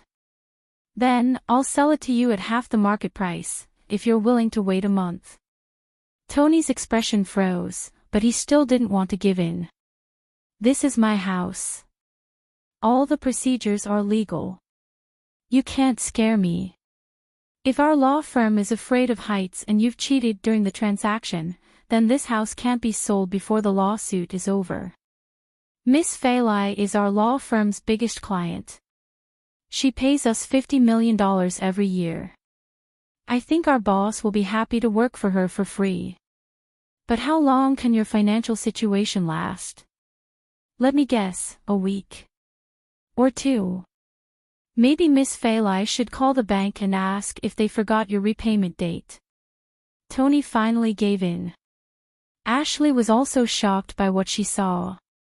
With just a few words, Richard had scared Tony to the point of breaking down. I'm sorry, Miss Phelan, Mr. Richard. I apologize for what I said just now. Tony was really afraid that Richard would fulfill his promise. No, it wasn't a promise. It was a threat. When he heard that Phelan paid the law firm $50 million every year, he was even more shocked. What a joke. Just what kind of background did this woman have? $50 million was definitely the service of a tycoon. His entire wealth wasn't even enough to pay her a year's legal fees. In this society, the rich could really do whatever they wanted. It was just as Richard had said. She only needed to call the bank. The bank would also be happy to help. So, he had to give in when he had to. He really couldn't afford to offend this woman. Okay, let's start the transaction, Phelan said. Tony obediently brought all the real estate documents to Richard. Even if he originally had some small thoughts, at this moment, all of them were gone. In front of a true expert like Richard, his tricks were nothing more than a child's play. He might very well shoot himself in the foot. Chapter 29:30. Miss Phelan, nice working with you. Tony reached out to shake Phelan's hand. But Phelan didn't. Richard stepped forward and said, Mr. Tony, this place belongs to Miss Phelan now. Please. Tony could only turn around and leave with a smile. When he turned around, he muttered a few vicious curses. Pooh! Tony was about to leave when someone came in and bumped into his shoulder. Who are you? Tony saw that it was a woman. The woman glared at Tony, and he instinctively shrank back. The woman's eyes were fierce. Who's the owner of this house? Carrie asked. I am. Is there a problem? Phelan said, stepping forward. There's something unclean in this house. I'm here to help you get rid of it. Of course, it's for a fee. Sorry, Phelan said calmly. I have a more professional one, and it's free. She didn't care if this unknown woman was really an exorcist. Miss, you might think that I'm joking. Fine, if it was not long ago, I would have also treated it as a joke if I heard the same words. But I'm not joking. Look at my serious eyes and you should know that you're in big trouble. Phelan looked at Carrie. I'll answer you seriously too. I don't need it. Carrie was about to say something more, but Richard stopped her. Miss, if you keep harassing my client, I'll send you to jail, Richard said rudely. Ashley, let's go. Phelan left with Ashley. Carrie wanted to say something, but Phelan had already left. Carrie stomped her feet in anger. She yelled at Phelan, You'll regret this, woman. At that time, you will cry your eyes out. You will kneel in front of me and beg for my forgiveness. You will beg me to help you solve your problem. Then, I will kick you down. At the same time, I will kick away your arrogance and rudeness. I will continue until you use a large sum of money to beg for my forgiveness. But Fei Lai had already entered the elevator. She probably didn't hear the rest of her words. Fuck, Huo Wu, is that woman the spiritualist you mentioned? No, she's a normal person. Huo Wu appeared silently beside Carrie. Ordinary people are still so arrogant. Carrie spat on the ground and said unhappily, when trouble comes, I want her to give me this apartment. Otherwise, I won't help her solve the problem. I can see that your luck hasn't fluctuated much recently, which means that your plan will fail. Fuck, I don't want to hear your voice. Carrie said with dissatisfaction. Besides, are you sure you won't be caught by the surveillance cameras if you appear beside me so openly? I am an incorporeal form. Unless it is someone of the same kind or someone with a spiritual connection with me, no one else can see me. Not even cultivators can see me, Ma Wu said. Not even the surveillance cameras can capture me. Yuan Shiwu was not unfamiliar with surveillance. In fact, he was quite familiar with modern technological products. There was once a Mao Mountain disciple who held 100 Beasts tablet, and Yu Wu was very familiar with that person. They even watched dramas and variety shows together. What is formless? To put it simply, you can treat me like air. To put it simply, you don't need to eat dog food, right? No, I still need dog food. Then can you eat less? I earned $2,000 by catching and exorcising ghosts in the past 2 days, but it all went to your dog food. No, your luck has been decided recently. It's your destiny to eat dog food. You can't change it. Also, I want to eat beef today. Carrie felt that she had become very proficient in using words that began with F in the past 2 days. However, Carrie seemed to have accepted a new identity, a new job, and a new worldview. After all, ever since Yuan Shiwu started working for her, her income had greatly increased. Of course, her expenses had also greatly increased. One of the biggest expenses was Yuan Shiwu's food. Imagine a beast that was 8 times the weight of a lion. How much would it eat? Carrie was very upset. Every time she earned some money, it was all given to Yuan Shiwu to eat. But without Yuan Shiwu, she wouldn't have been able to earn that much money. She and Yuan Shiwu were now twins. Yuan Shiwu provided her with magic power, and she provided food to Yuan Shiwu. However, Yuan Shiwu was still in a weak state. This was because normal food couldn't provide it with enough power. So, Carrie needed to catch some evil spirits to replenish Yuan Shiwu's energy. Of course, if Jiao Liwen could capture a demon beast, Huo Wu would be able to recover some of his strength. Moreover, he would be able to return more magic power to Jiao Liwen. However, Carrie could only deal with a few evil spirits at most. If she had to deal with a demon beast, even the weakest one, she could teach her a lesson in a minute. So, she had no choice but to temporarily find those evil spirits to practice with and give Yuan Shiwu some nutrition. But after a few experiences, at least Carrie wouldn't be scared to the point of screaming when facing evil spirits. Why isn't the elevator moving? Carrie looked at the overweight sign under the elevator button and silently looked at Yuan Shiwu. What are you looking at me for? I'm formless. I can't have weight. Then do you think I'm 1,200 kilograms? Not me, Yuan Shiwu turned his head and said. Carrie kicked Yuan Shiwu's butt, and Yuan Shiwu was kicked out of the elevator. Ding, the elevator moved. Yuan Shiwu silently watched as the elevator door closed.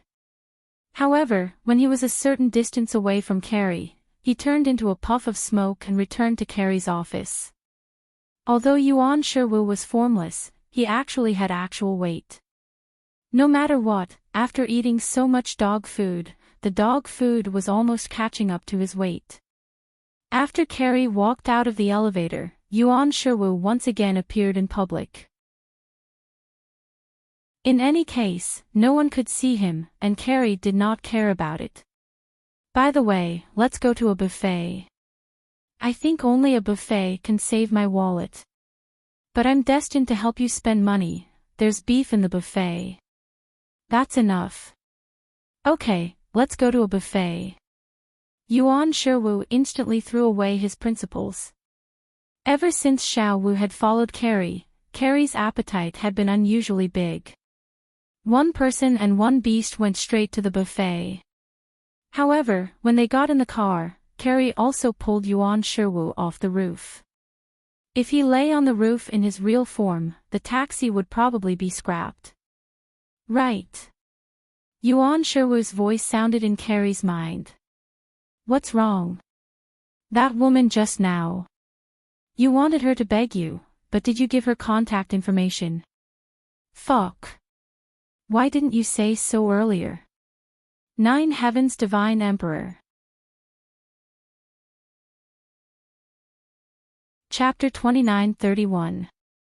Miss, these are for a fee, the waitress reminded Carrie warmly.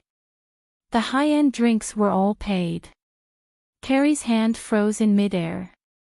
She retracted her hand, annoyed. How can that person take it? Carrie pointed at a table not far away. An Asian man's table had a few bottles of high-end drinks on it. He brought it himself. Also, he's the owner of this place.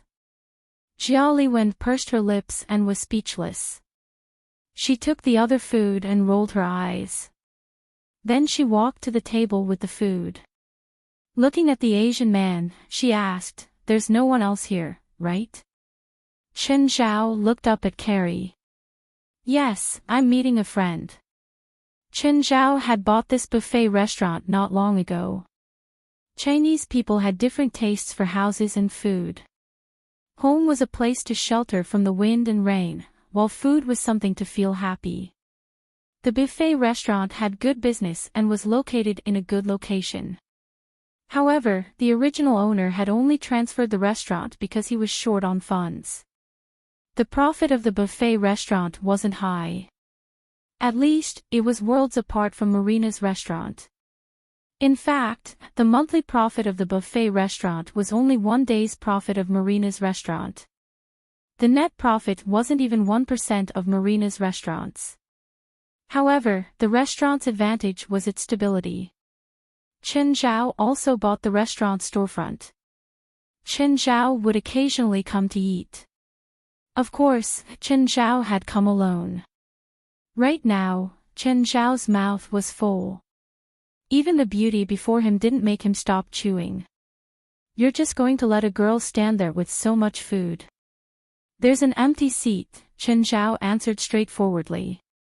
Carrie took a deep breath and calmed her anger at this unromantic man in front of her. Still calm, she said, "Sir, I think you'll have trouble soon." Chen Zhao looked up again. What kind of trouble? Do you believe in souls? Carrie asked. Yes. Chen Zhao nodded. I saw something behind you, something bad.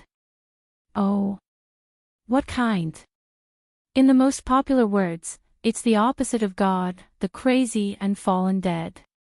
Carrie pretended to look at him vaguely. You've provoked something you shouldn't. Soon, you'll lose everything because of it. Can you solve my problem? Chen Zhao asked. She put down the food in her hands and sat down opposite Chen Zhao. That's why I came. Oh, then how do you plan to solve it? Before that, shouldn't we eat first and then discuss the cost? How much are you going to charge? I need a long-term free card for this restaurant, Carrie said. Of course, there's an extra $3,000. Trust me, you'll feel that it's worth it. Chen Zhao shook his head and glanced at Carrie's food. Your price is too high. With your appetite, if you eat here every day, my restaurant will go bankrupt. Ha! Carrie looked at Carrie. Jiali Wen did not expect the Asian in front of her to reject her for such a small fee. Woo woo, come out and show him how terrifying you are. How should I demonstrate? Flip him over and pin him to the ground. I don't want to do evil. I'm a divine beast. If we can get a long-term meal card, then you can eat big meals every day. Okay, just this once. Chen Zhao suddenly frowned. He could feel something beside Carrie. He could not see it and its aura was not very strong. However, it could avoid his eyes and ears. Just then, Chen Zhao felt the thing attack him. Puff, Chen Zhao did not move. He pressed the thing to the ground with his small world. Ah! Carrie, hurry up and take me back. Hurry up. What? What happened? Jiali Wen looked at Wu Wu on the ground, dumbfounded. This man is a monster. He's a monster. Run, run. Wu Wu screamed. The terrifying power suppressed him so much that he could not even lift his head. Jiali Wen's expression changed. She looked at Chen Zhao with fear and stood up to leave. But in the next instant, she was also frozen in place, just like Yu Wu. Sir. I was actually joking with you. Do you believe me? Chen Zhao lowered his head and wolfed down the food, not answering Jiali Wen's question. Jiali Wen was frozen to the ground. Like Wu Wu, she was completely suppressed by Chen Zhao's small world. Both Wu Wu and Jiali Wen felt that they were in big trouble. They had offended someone they shouldn't have. Jiali Wen just stood there for a few minutes. The waiter came over. Miss, do you need help? Nothing. Her lumbar disc isn't good and she needs to stand for a while. Go do your thing. Yes, sir. Jiali Wen wanted to speak, but her mouth was sealed. After Chen Zhao finished eating, he brought Jiali Wen out of the restaurant and into a small alley. Chen Zhao released Jiali Wen's restraint, but Wu Wu's restraint was still there. Jiali Wen turned and wanted to run. But the next moment, she hit a wall. There was clearly nothing behind her, but she still hit the air wall. She was so dizzy that she could not stand up. Chen Zhao reached out and picked up Wu Wu. Although he could not see, the small world could still clearly feel Wu Wu's existence. So, it did not really matter to Chen Zhao. Moreover, the feedback from the small world was more comprehensive and clear than what he could see with the naked eye. Wu Wu saw that his restraint was gone, but Chen Zhao was still using his hand to grab him. He immediately retaliated and slapped at Chen Zhao with his claws. But the next moment, he regretted it. He felt that he wasn't slapping a body of flesh and blood, but a steel mountain. His claws were immediately fractured. Was this person an enhancer? He had also trained his body to the extreme. He was like the unbreakable Vajra of Buddhism, with skin like iron, bones like copper, impervious to water and fire, and unbreakable by all techniques. Wu Wu was in complete despair. If he was still in his best state, he would not be afraid. But now, he was in his weakish state. Plus, he had a newbie, Jiali Wen. How could he beat Chen Zhao? Wu Wu was filled with resentment toward Jiali Wen. You can lie, but at least you have a target. You found such a strong cultivator. Who are you looking down on? What is this? Chen Zhao used his hand to feel Wu Wu's fur. It was quite big, more than twice the size of a lion. However, its strength and weight were quite exaggerated. It was probably the weight and strength of an elephant. By now, Carrie was a little more clear-headed. Seeing Chen Zhao grab Hanwu like a kitten, she was speechless. Chapter 29-32. Although Ma Yingguo kept saying that he was in a weak state. However, Jiao Liwen had personally witnessed Yuan Wu shatter an evil spirit with a single slap. A mouthful of phlegm blew up a villa. As for the weakness he mentioned, Jiao Liwen didn't know. If this was considered weakness, then what did it mean when he wasn't weak? But right now, Chen Zhao was holding the weak Hanwo by the back of its neck like a kitten. What's this? Chen Zhao realized that he couldn't see it at all. He could only sense its existence.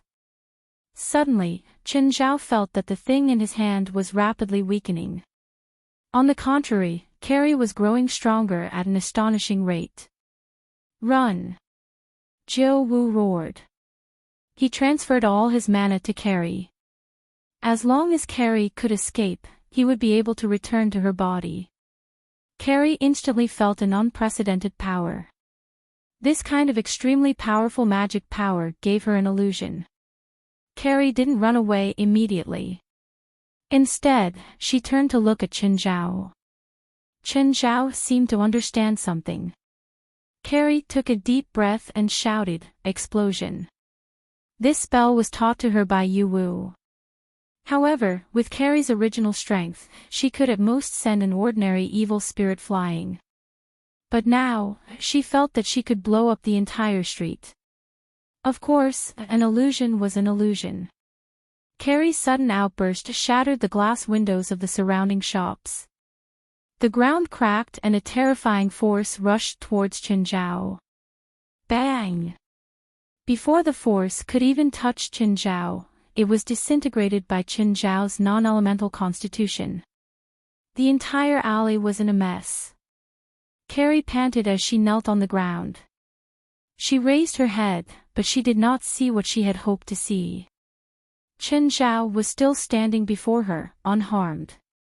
Is it over? Chen Zhao looked at Carrie teasingly. Hua Wu's eyes lit up. He said to Jiao Liwen, "The power you displayed just now was beyond my expectations. You have the potential to become a strong person, but you are still too unfamiliar with my magic power.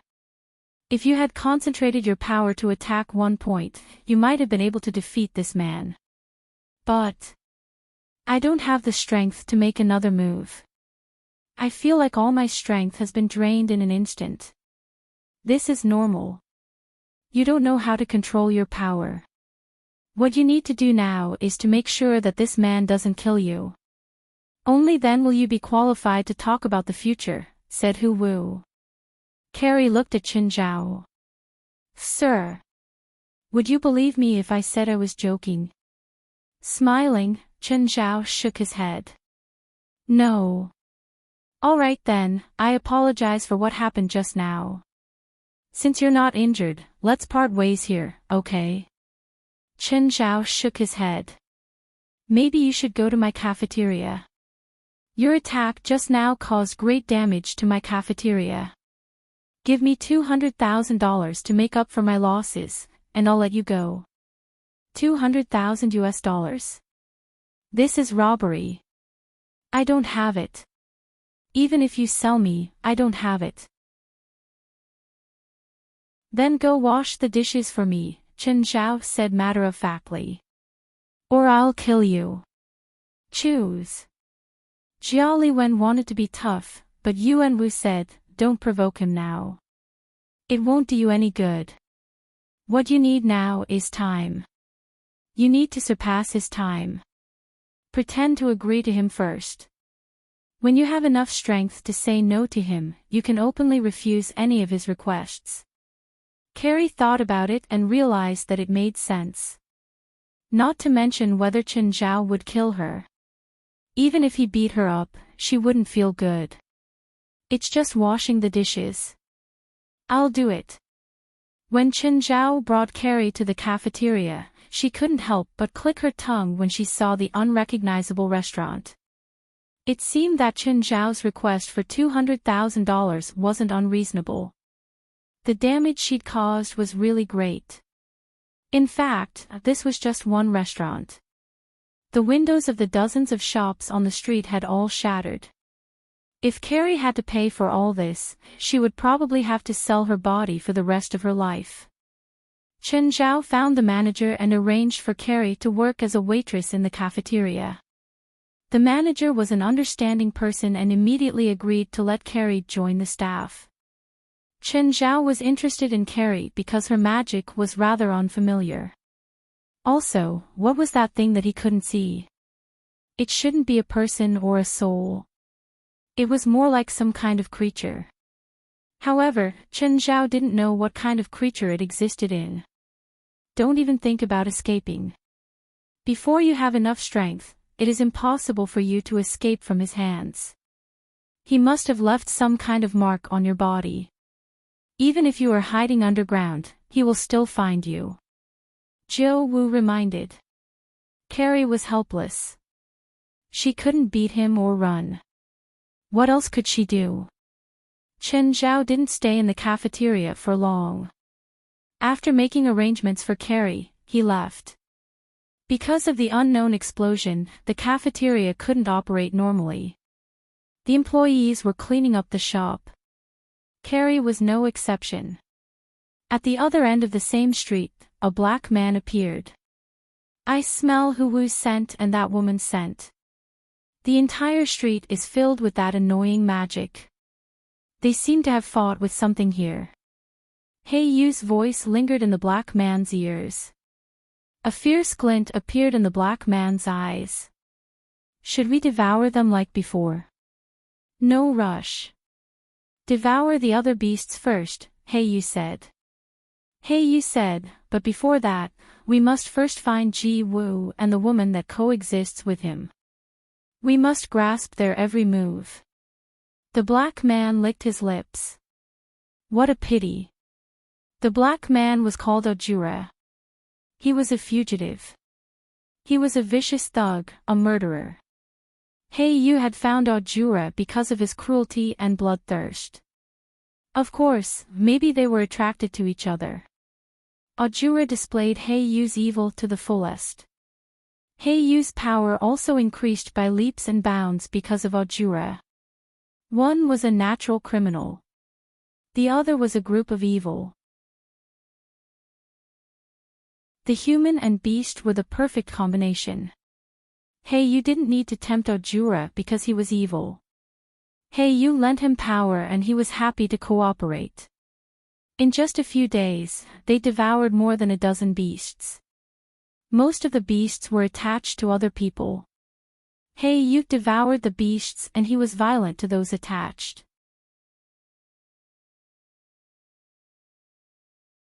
Chapter 29-33. Bang! Hey, you're in the way. Ojura turned his head and saw a sports car behind him. It was honking crazily. A hint of madness appeared on Ojura's face. He smashed the car's hood hard. In an instant, the hood of the supercar was lifted. Chen Zhao saw that his beloved car had been smashed. Enraged, he got out of the car. Bastard, how do you want to die? Chen Zhao roared, pointing at Ojura's nose. Ojura pushed Chen Zhao's chest with both hands. Chen Zhao took 2 steps back, surprised. The guy was stronger than he'd imagined. No, much stronger than he'd imagined. Ojura was surprised too. He'd wanted to push Chen Zhao away just now.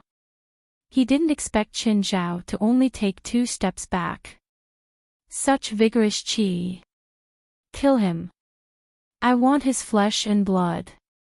Hei Yu's voice rang in Ojura's ears. Receiving Hei Yu's order, Ojura smiled cruelly. Suddenly, Ojura turned and ran. Chen Zhao looked at the sprinting Ojura. He got into his sports car and followed. Ojura didn't run into an alley. Instead, he ran toward the suburbs. Chen Zhao narrowed his eyes. The guy's intention was too obvious. He was clearly luring Chen Zhao to chase. Fine, if that's what he wants. Then Chen Zhao would do as he wished. Suddenly, Ojura stopped. It seemed that he thought this place was secluded enough. A malicious smile appeared on Ojura's face. But the next moment, the sports car crashed into him. What? Ojura didn't expect the guy to be so reckless. It was too late to dodge. The sports car was too fast. He couldn't react at all. Bang! Ojura was sent flying. Chen Zhao got out and looked at the front of his car. Looks like I'll have to spend tens of thousands of dollars on repairs. Ojura climbed up in a sorry state, but he wasn't injured. However, his gaze toward Chen Zhao was more ferocious. Yellow monkey, I'm going to break your limbs. With that, Ojura charged at Chen Zhao. But in the next moment, he suddenly saw a fist that was continuously expanding. Bang! Ojura was flipped over by the fist. His nose was crooked and his teeth were knocked out. Chen Zhao shook off the filthy blood sacrifice and looked down at Aurora on the ground. She lifted her foot and stomped on Ojura. Ojura rolled and avoided Chen Zhao's foot. Hey you! Lend me your strength. Hey you! Was it some new cult or malevolent god that appeared recently? In the next moment, Ojura's upper body suddenly swelled up like a balloon. I will make you wish you were dead. Ojura smiled cruelly. But before he could act arrogantly, he was knocked to the ground by another punch. Not enough, I want more power. As you wish. Hey, you didn't care about this bit of power. It was just 1% of what he had. Chen Zhao felt that the man might really be an evil god worshipper. Otherwise, she wouldn't have felt any magic power from his body. However, he had clearly defied all common sense and greatly strengthened himself. Not only did the teeth that Chen Zhao had broken grow back, but they were also 2 rows of fangs. Ojura charged at Chen Zhao again. This time, he opened his mouth. It was as if Chen Zhao dared to punch, he would bite with his mouth. Chen Zhao was almost amused by him. Another punch and Ojura was sent flying again. He also helped Ojura with oral surgery. This time, Ojura looked even more wretched. Not enough, not enough. You can't take more of my power, but I can help you kill him. Then help me kill this guy. After it's done, I want you to give me 10 living people. Deal. Hey, you crawled out of Ojura's body. Instantly, Chen Zhao's eyes opened. This thing again. He couldn't see it. But he could still feel He Yu's existence. However, the invisible thing before him was completely different from the one beside Carrie. He couldn't see the one beside Carrie either. But it didn't have any evil aura.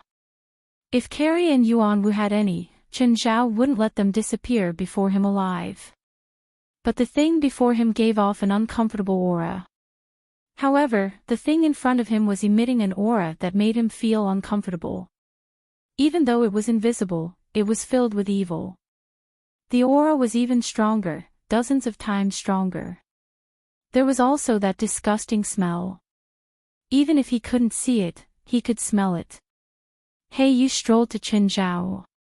He clearly thought that Chen Zhao couldn't see him. But the next moment, Chen Zhao taught him a lesson with his fists.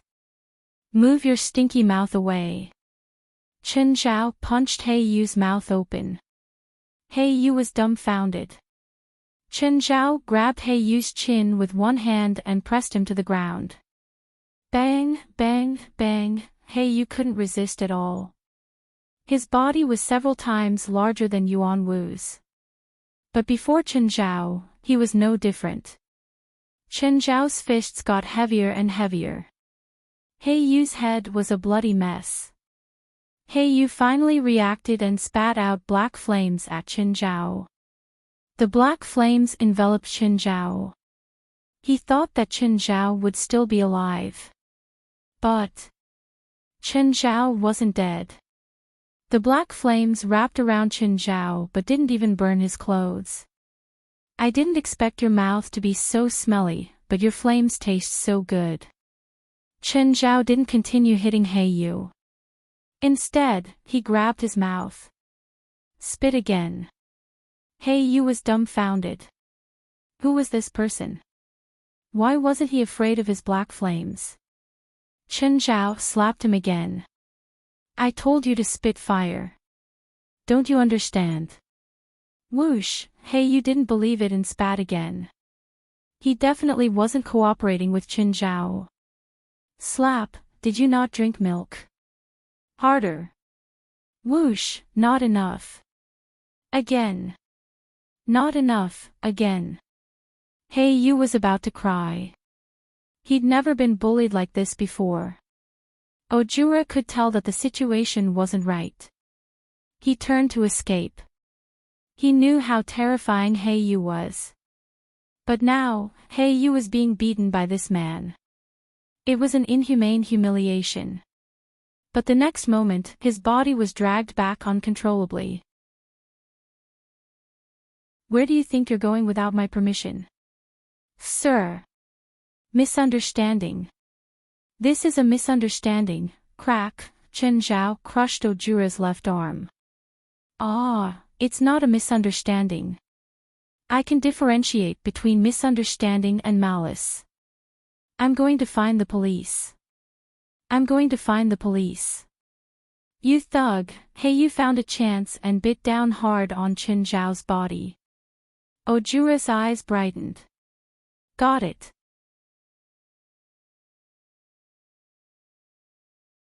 Chapter 29-34. Both Ojura and He Yu thought they had it. But the next moment, He Yu felt a terrifying power. Then, he directly removed his chin. Instantly, blood gushed out of He Yu's mouth. Chen Zhao felt that He Yu's stomach seemed to be calling out to him. Chen Zhao reached out and pulled out an invisible object that wasn't too big or too small. Just then, Chen Zhao heard a voice from the ball of light. Don't kill me. Don't kill me. The thing in Chen Zhao's hand was alive. It wasn't dead. But like Huawu and He Yu, it couldn't be seen with the naked eye. But its aura was different from Huawu and He Yu. Yu Wu was more inclined towards righteousness, while He Yu was completely evil. But now, Chen Zhao was holding it in his hands. It was a different feeling. He was neither righteous nor evil, impartial and seemingly neutral. Chen Zhao kicked the drooping He Yu away and held the thing in his hand. What's your name? Baizhu. What's that? I'm the demon beast Baizhu. I've seen demons before, but you say you're a demon beast.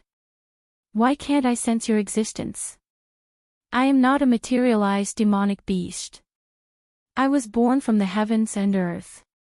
We exist in the heavens and earth, but we do not exist in form. We all have formless appearances. Only those of the same species or those who possess our powers can see us. Lend me your power, Chen Zhao said. Judging from Carrie and Ojura's expressions, they'd probably accepted their respective demon beasts' powers. That was why they could see Huawu and He Yu. Baizhu transferred his magic power to Chen Zhao. The moment Chen Zhao accepted Baizhu's power, a connection was formed between the two. In that instant, Baizhu felt Chen Zhao's mighty power, which was like heaven and earth. Although it was only for a moment, Baizhu understood that the human in front of her was absolutely a terrifying existence. Perhaps only the ancient immortals could compare to him. Also at that moment, Chen Zhao saw He Yu. Chen Zhao's previous impression of He Yu was like a blind man trying to feel an elephant.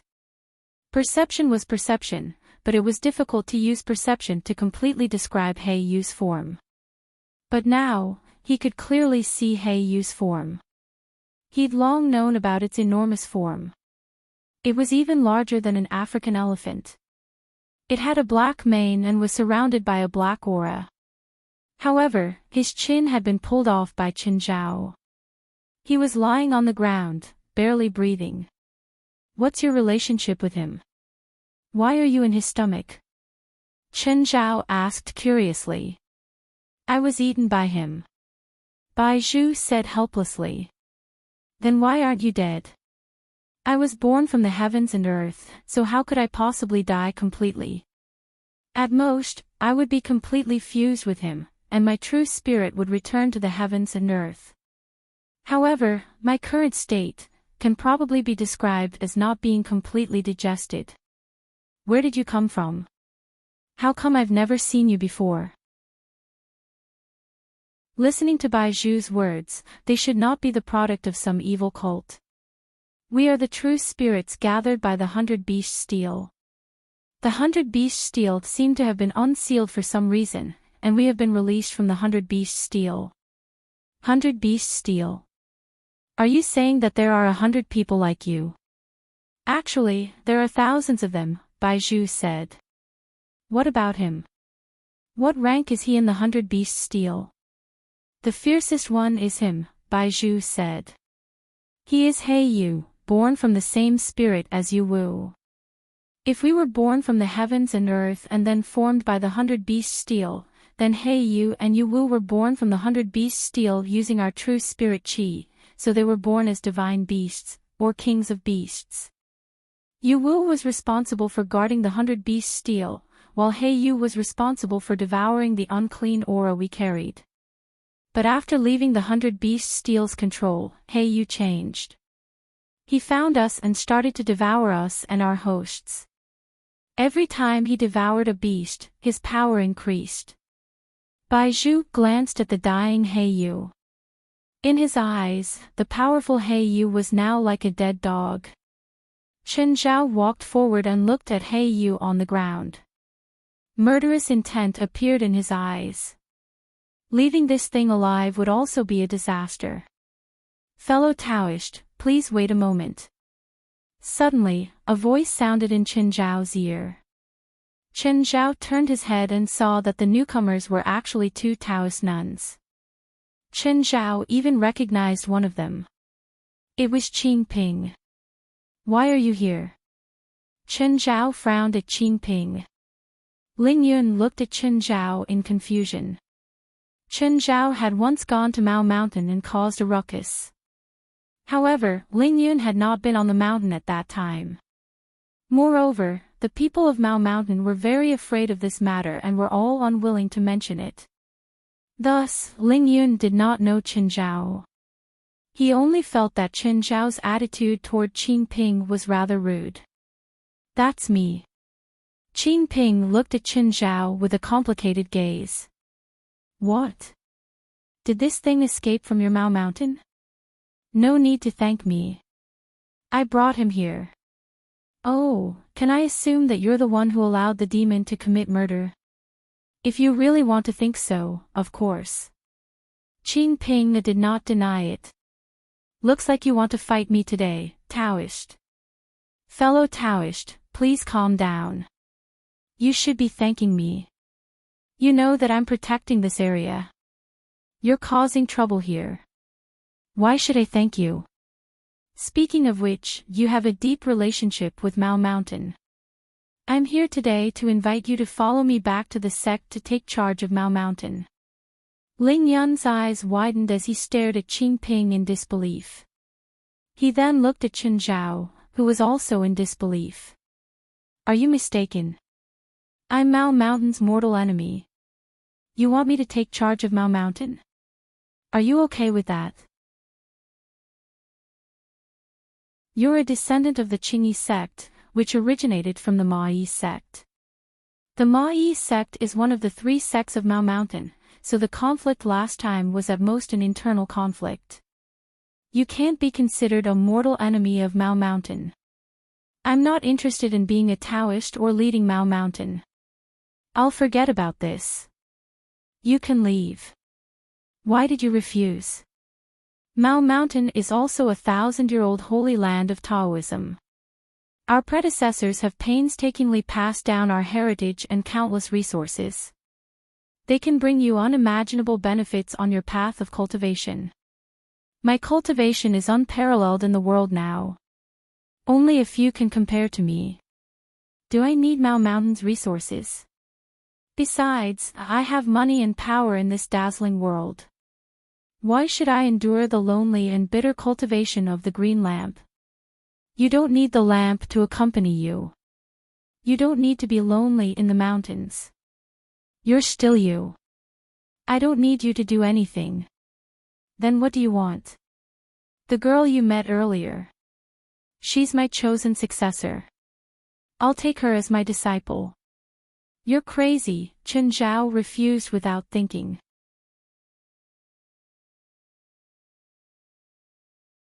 Chapter 29:35. Friend, do you believe in fate?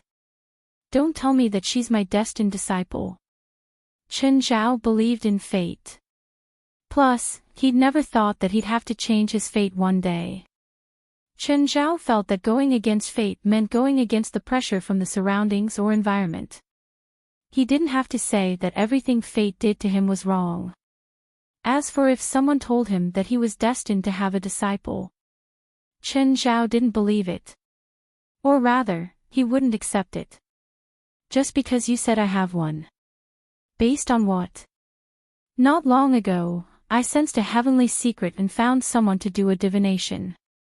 The divination was, grievances are cleared, the grey cauldron stands, the sun and moon are both present, and the Kanglan Hall is filled with nobility. Chen Zhao didn't understand divination. What does that mean?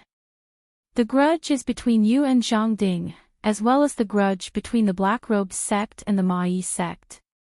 It's hard to say who's right and who's wrong. There are hundreds of years of grudges, but in your generation, there won't be any more disputes. The gray in the cauldron refers to the Ma Yi sect. The yi in your name corresponds to the sun and moon. The yi in Jin Gui refers to the Taoist lord of Maoshan's Taishang noble robe. The Kanglan refers to the Kanglan Hall where Maoshan worships their ancestors. Chen Zhao pursed his lips. You can make up a random hexagram. Who knows if it's real or not? This was just like how in ancient times, before a rebellion, one would first create a phenomenon to show that one's rebellion was reasonable and convincing. For example, a one-eyed stone man stirring up the Yellow River and the world to rebel. Chen Zhao felt that Qing Ping Zhenren was like that. Whether it was real or not, Chen Zhao didn't believe it. Just a moment ago, I crippled your sect leader. The next moment, you want me to be your sect leader. No one would believe such a thing. Brother Chen, I don't have to make you believe it, but your connection to Mao Mountain can't be erased. Secondly, that woman happened to have the 100 Beast steel, which is the Ma Yi sect's treasure. She's also recognized by the steel, so she's destined to be the Ma Yi sect's heir. You're her guardian. Then if I kill her now, will your prophecy be broken? Qing Ping looked at him calmly. Not only is she related to you, but she's also related to Li Qing. What kind of relationship?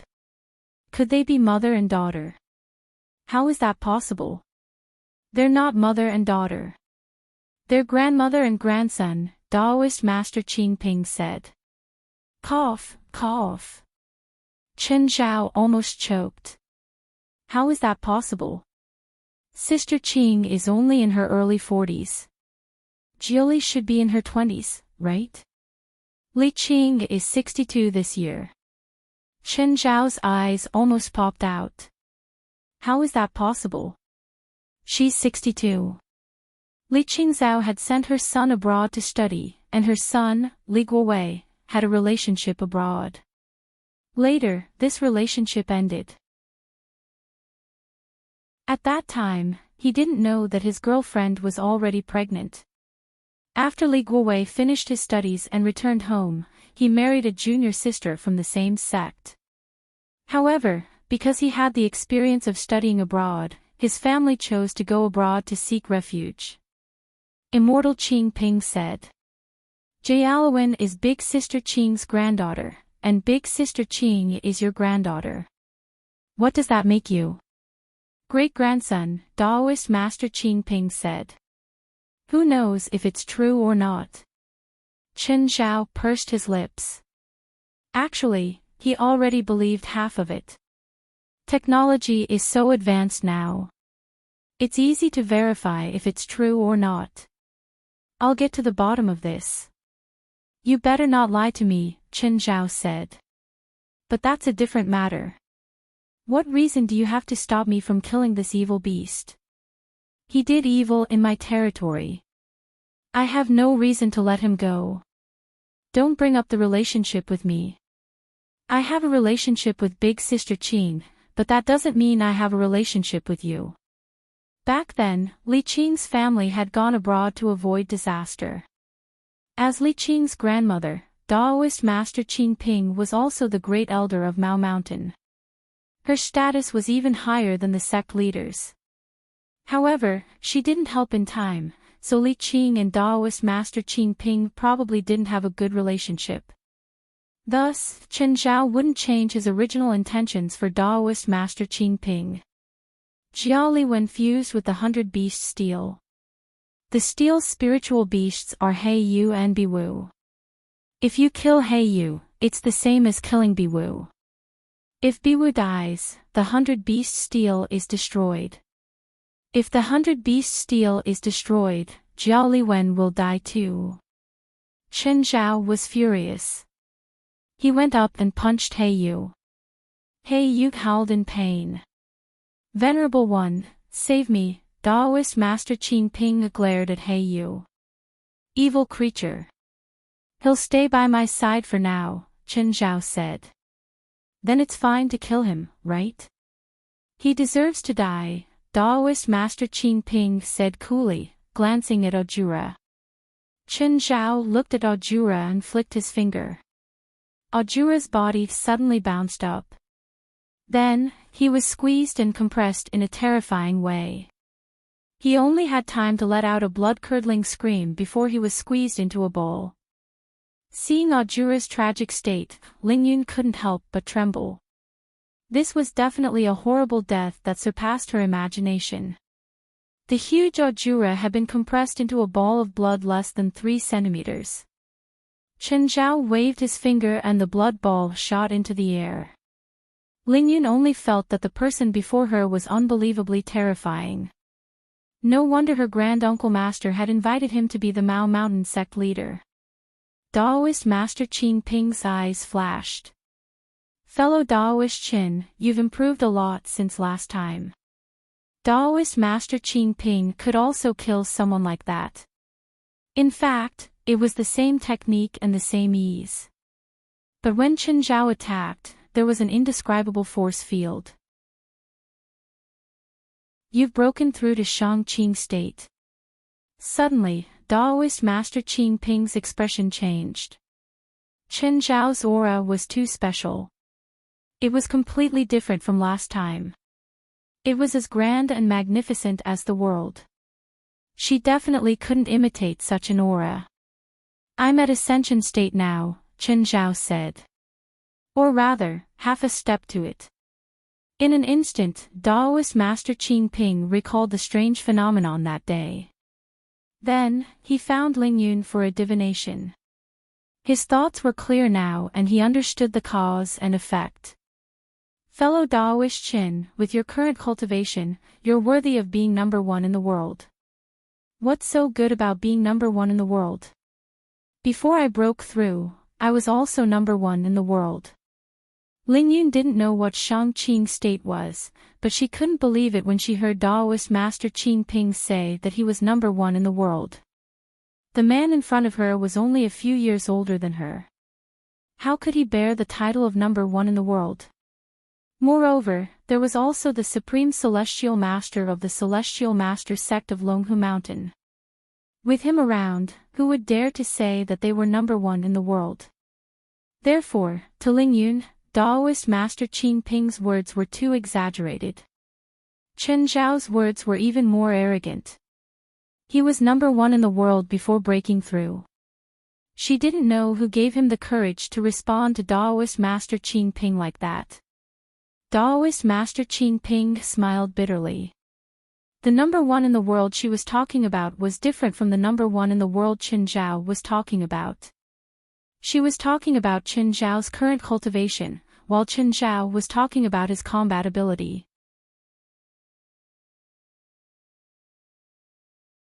Chapter 29:36.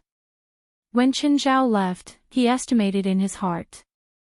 Spiritual Master Qingping's cultivation was clearly much lower than Zhang Tianyi's. He was probably about the same as Blood Mary 23 in the past. However, Blood Mary had become a god now. She couldn't be measured by their standards. She should be much stronger than Bifla. Qin Zhao, Zhang Tianyi, Blood Mary 23, and Bifla formed a small group. Qin Zhao's cultivation and power were undoubtedly the highest. Zhang Tianyi was second, but even Qin Zhao didn't dare to say that he could definitely win against Zhang Tianyi. Zhang Tianyi had too many tricks and was too unfathomable. If Qin Zhao faced Zhang Tianyi head-on, he was confident that even if there were 10 Zhang Tianyi, he could still beat Zhang Tianyi like a kid. But if it was a real battle, no one would face Qin Zhao head-on. Especially since Zhang Tianyi knew Qin Zhao very well. Bifla's cultivation was the lowest. He'd only been in the Shangqing realm for less than half a year. But he was also the most special. He'd lived for 470 years. He was so knowledgeable that the other three combined probably couldn't compare to him. In the spiritual world, knowledge often represented power. It could be transformed into power. So, no matter how low his cultivation was, he still had power that couldn't be ignored. Spiritual Master Qingping and the four of them were probably still lacking. Do you want to come in yourself, or do you want me to force you in? Qin Zhao took out an empty bottle. It was a normal empty bottle. White Candle was obedient, or rather timid. A wave of white smoke flowed into the empty bottle. Qin Zhao glanced at He Yu. Looks like you're not going to cooperate. Sir. Don't rush. It's not that I don't want to go in. I'm afraid that the bottle can't hold my body. I can turn into nothingness, but I'm not bad. I'm afraid. He Yu had been beaten up by Qin Zhao, but he still couldn't help but brag. He Yu looked rather wretched, but he still looked sinister and cunning. Sir, since no one can see me, why don't you let me follow you in the outside world and help you do some things? Of course, He Yu didn't really want to help him. He just wanted to find a chance to escape. That's good. I've eaten many mutants. Today, I'll try what a divine beast's twin brother tastes like. Tell me. Qin Zhao studied He Yu. I'll eat one of your legs today. He Yu trembled in fright and turned into black smoke, charging into the bottle. The black and white smoke in the bottle intertwined for a while, and finally, the white smoke was squeezed into a corner. If you dare swallow White Candle again, I'll beat you until your stomach bleeds. As expected, the black gas in the bottle became obedient at Qin Zhao's words. He had yet to recover from being beaten up by Qin Zhao, and now Qin Zhao had forcefully spat out White Candle, making him incomparably weak. He didn't dare to imagine if he would be beaten to death by Qin Zhao again. Anyway, his impression of Qin Zhao was that he was an extremely evil person. If you dare to break the bottle, I'll fry you tonight. When Qin Zhao arrived at Ethan's motel, he found Dell dozing off at the counter. Qin Zhao's expression was strange. Dell was a billionaire.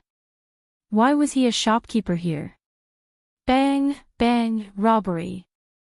Ah. Where did this bastard come from? Dell jumped up in fright, but when he looked closer, he realized that it was Qin Zhao. Chen, why are you here? Where's Ethan and your master? They're traveling to Hawaii, Dell complained. You know, that old asterisk Shoal actually asked me to look after his motel. I'm a billionaire. I'm rich. I can buy this crappy motel with my 1 week's income. So, if my master didn't ask, I definitely wouldn't have agreed. Dell was bored out of his mind. He respected Li Qing a lot. He also knew that his master seemed to be in a relationship with Ethan. But what could he do? Kill Ethan? Chen, you came just in time. I've just learned a spell. Come and practice with me. Forget it. Just look at your motel. Chen Zhao rolled his eyes. He wasn't interested in sparring with Dell. It was too difficult. Dell was the weakest out of all the spiritualists Chen Zhao knew. There was no one else like him. How bad was his talent? It would take him a month to barely master the most basic spell. Don't take this. Dell was a true warrior. Seeing that Chen Zhao wasn't cooperating, he attacked Chen Zhao directly. Chen Zhao didn't even bother to fight back. This sneak attack was so crude. Dell's arms suddenly turned into 4. Chen Zhao smiled. He knew this spell too. Dell swung his 4 arms at Chen Zhao at the same time. Chen Zhao took a few steps back, avoiding Dell's attack. Watch. I'm fighting back. Chen Zhao spread his arms and revealed 3 pairs of arms. Hey, I have 1 more pair than you. Skipping the process. It was a meaningless battle. Other than Dell, Chen Zhao was the one who was having fun. Are you looking for master? Nothing. I just came to see Ethan and Auntie Lee. It's fine if they're not here. Let's eat together tonight. My treat.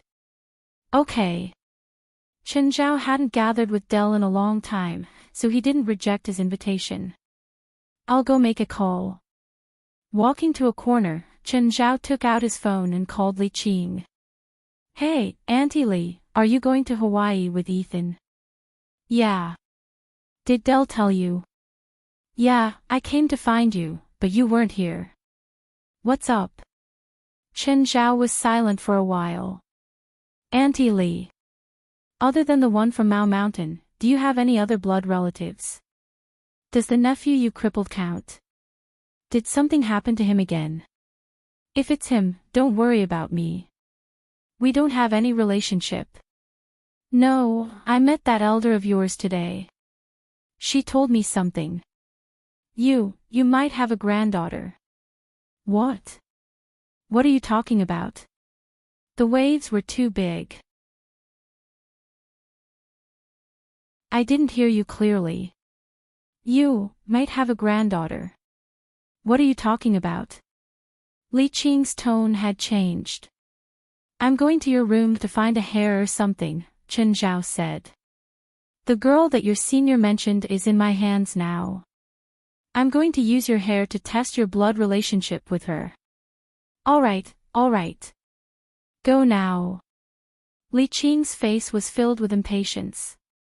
After all, to a loner like her, there was nothing more exciting than knowing that she had someone who was so close to her by blood. I'll come back now. Don't rush. I'll let you know as soon as I hear anything. No, I believe she wouldn't lie to me, Li Qing said. I want to see my granddaughter as soon as possible.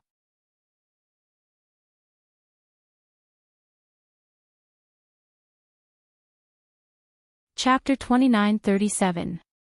I know a good restaurant. Let's go eat there tonight. Is that restaurant yours? Chen Zhao asked. No, the building it's in is mine. Unlike Chen Zhao who liked to buy restaurants, Dell liked to buy buildings. Let's go to my cafeteria first, Chen Zhao said. Why are we going there? Something. Okay. Dell drove to Chen Zhao's cafeteria.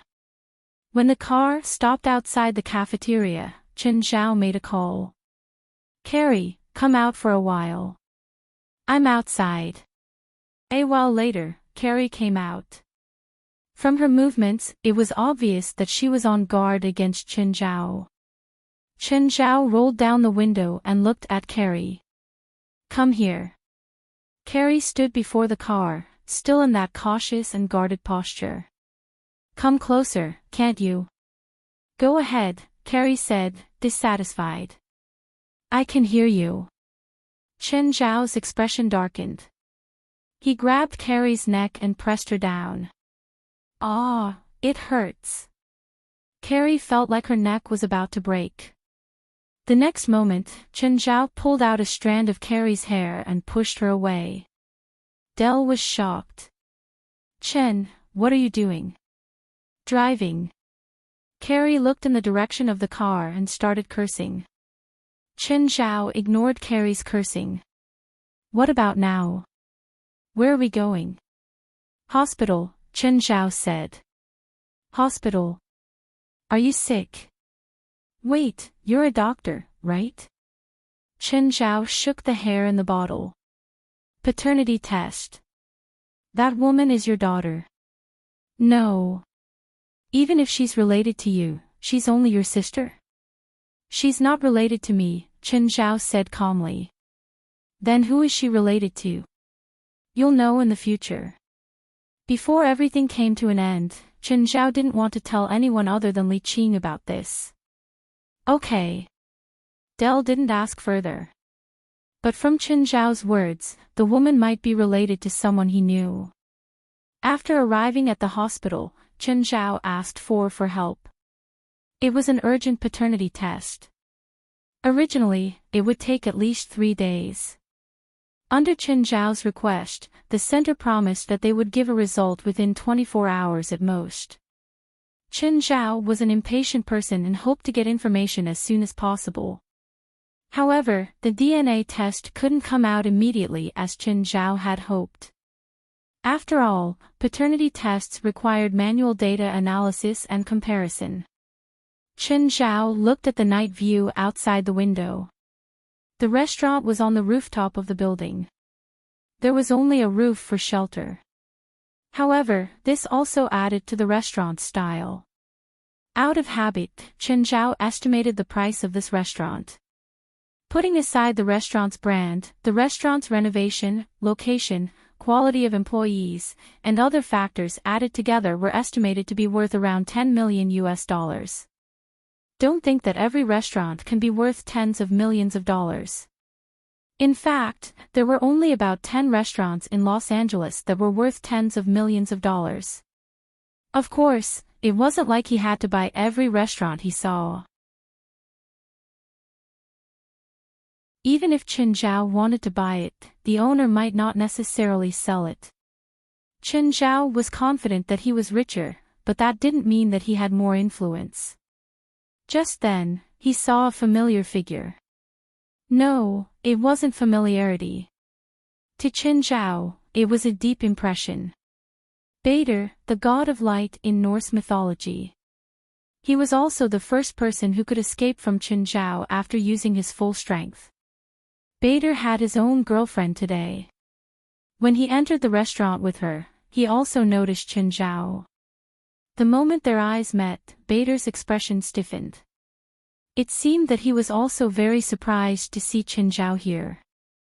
Bader whispered a few words to his female companion, who then walked over to the empty table. Bader walked toward Chen Zhao.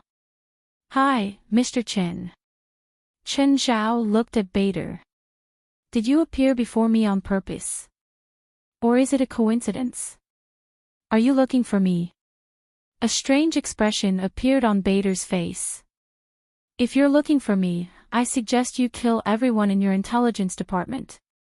I actually don't feel anyone looking for me. Chen Zhao's face darkened. Fine, he didn't have an intelligence department at all. In fact, only Bayfla's Flame Worship and 23rd Blood Mary Scarlet Church had a complete intelligence network. Because they thought that Bader wasn't in Los Angeles, he should be in another area. Thus, there were almost no intelligence agents in Los Angeles. This was the so-called darkest place under the light. In fact, Bader was right under their noses. Chen, is he your friend? Dell asked. Not really. Chen Zhao glanced at Bader. Mr. Bader, how about we arrange a time to meet? Slightly hesitant, Bader said, I need to think about it. I can guarantee your safety and freedom, Chen Zhao said. Give me your contact number. I'll get back to you after thinking about it. Bader wasn't worried that Chen Zhao would fight him here. Although they were all existences that surpassed the extreme, they all followed the rules. They definitely wouldn't fight in public like this. Fine. Chen Zhao gave Bader a name card with his private number. Glancing at Bader's girlfriend, who wasn't far away, he asked, "Is she the same as you?" "No, my new girlfriend." Smiling, Bader shrugged. "Okay, I need to go. Goodbye." After Bader returned to his girlfriend's side, Dell asked, "Who's that?" "How should I put it? We're not friends or enemies. We fought before, but he couldn't beat me and I couldn't kill him. Then, we both tacitly lost interest in fighting." What's the relationship?" "Okay, let's not talk about him. How's Faith?" "She learned a few spells from her master," Dell said helplessly. "She's messed up the house. I plan to send her to kindergarten, but I'm worried that she'll be discovered using spells there." Faith was far more talented than Dell, but she was still too young. She was almost 4 years old now. This was also why Dell was conflicted. "Why don't I introduce a kindergarten to you? I've invested in it. It's run by a couple. They're the same kind of people as us. My children are in the kindergarten too. Even if Faith uses spells in the kindergarten, the couple will cover it up for her." "Really? That'd be best." Chen Zhao took out a name card and handed it to Dell.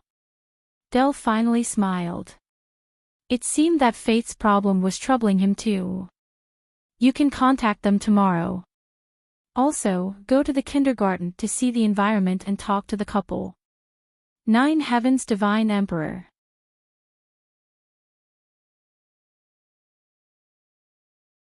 Chapter 2938. That night, Bader agreed to meet Chen Zhao. But it was only limited to Chen Zhao. No one else could come. Bader seemed to know. A few terrifying beings had been active in Los Angeles recently. Bader was probably panicking too. After all, even if he had an immortal body, it didn't mean he couldn't be defeated. Or rather, he couldn't be sealed. The strongest aspect of the human race was their sealing abilities. Since ancient times, countless terrifying beings had tried to overturn the world. However, only a small number of those terrifying existences were killed. Most of them had been stuffed into the sewers. The few that could come out had lost 70 to 80% of their power.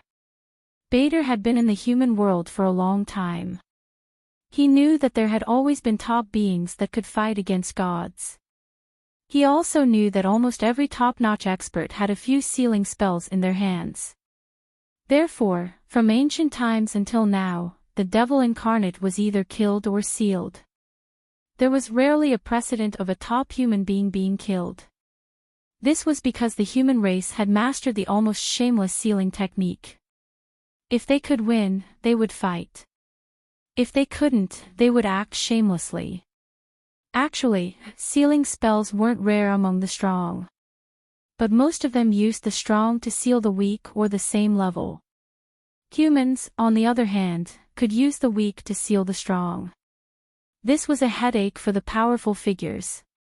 Bader had agreed to meet Chen Zhao because he knew some of Chen Zhao's stories. He knew that Chen Zhao wasn't good at sealing spells. That was why he agreed.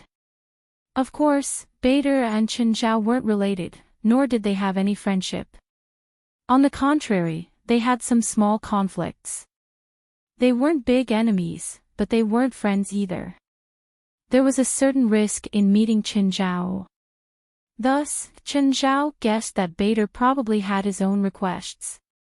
As for whether the encounter at the restaurant tonight was a coincidence or not, it didn't matter. As long as Bader had a request, it was fine. Then everything was fine. The next day, Chen Zhao arrived. It was the same restaurant as yesterday. But the restaurant hadn't opened yet. So, apart from the two of them, there were no other customers. Bader was very careful. First, he used his senses to confirm if there were any other people around. Once he sensed that there was an aura in the surroundings that made him feel uneasy, he would immediately flee. After confirming that everything was normal, Bader walked out with a smile. "Mr. Chen, I'm glad you can keep your appointment." Chen Zhao nodded and replied with a smile. "Sit down," he said. There was no host or guest here. After the two of them sat down, the waiter brought over a bottle of red wine and 2 goblets. "Are you familiar with the boss here?" "I'm the boss here," Bader said. "I've been out in the world for 100 years and have accumulated some wealth." Chen Zhao shrugged. He didn't mind. After all, even he had accumulated an extremely rich net worth in the past few years. Not to mention Bader, who had walked the human world for 100 years. If ordinary cultivators and spirit controllers were short of money, then it would be different. Then at their level, basically, they would no longer be bound by money. Even if they were dead, there would be people willing to give them large amounts of money as offerings. He only hoped that when they were in trouble, he would pay some attention to them. Just like Zhang Tianyi, he had no money. But when he wanted money, he just had to say that he was short of money for online shopping. Then, a large wave of rich people would come up to him and lick his boots. "I came to find you because I have a request." "You agreed to meet me because you have a request too, right?" Chen Zhao finally broached the main topic. "Not long ago, one of your friends became a god. Based on my understanding of the Olympian gods, they had a huge flaw when they built their divine kingdom. Your friend must have the same problem now. You're looking for me because of her, right?" Bader easily deduced why Chen Zhao was looking for him based on the information he knew. "You're looking for me because of her, right?" Chen Zhao nodded. There was nothing to deny. Since they were already on the negotiation table, there was no point in hiding anymore. However, Chen Zhao really didn't know much about Bader. So, he didn't know Bader's purpose. "Then can you provide a perfect way to build a divine kingdom?" Chen Zhao asked. Bader shook his head. The Olympians' method of building a divine kingdom has a huge flaw, but it's not completely unfixable. The Asur race's method fixes the flaw, but it's much weaker than the Olympians. So, in terms of combat power, the Olympians are actually much stronger than us. Bader paused and looked at Chen Zhao. "You can ask your friend. If he's willing to accept our method of building a divine kingdom, then the deal is done." "Which is better?" "There's no comparison. Let's put it this way. The Olympians' divine kingdoms have unparalleled combat power, but they're extremely unstable. After a big battle, they might need to be repaired. To repair the damage, they need fragments of the divine kingdom. So, the Olympians are destined to have fewer and fewer gods. If a new god wants to become a real god, they need fragments of the divine kingdom. A big battle also needs fragments of the divine kingdom. Where can we get so many fragments? Of course, it's fragments of the same kind or from other gods. This is an endless cycle. They're not suitable for continuous divine wars, but they also need to keep fighting for fragments of the divine kingdom. The Asur race's divine kingdoms are relatively more stable. They won't need to be repaired after a big battle, but the price is a divine war of the same level. In a one-on-one situation, it's almost impossible for us to fight the Olympians. Another advantage is that we don't need to use fragments of other gods' divine kingdoms to build. As long as we know the method, any young god can build their own divine kingdom. Chen Zhao looked at Bader. "So what do you want? Ask your friend first and see if she accepts the deal. Then, we'll continue." How about you guys talk among yourselves? Chen Zhao asked. Bader shook his head. He didn't want to interact with other top humans besides Chen Zhao. Chen Zhao was strong, but he wasn't proficient in sealing. The other top humans might be weaker than Chen Zhao, but they all knew at least one sealing technique. Bader's immortal body wasn't afraid of Chen Zhao. No matter how strong Chen Zhao was, he couldn't kill him. The other people's seals could ignore his immortal body.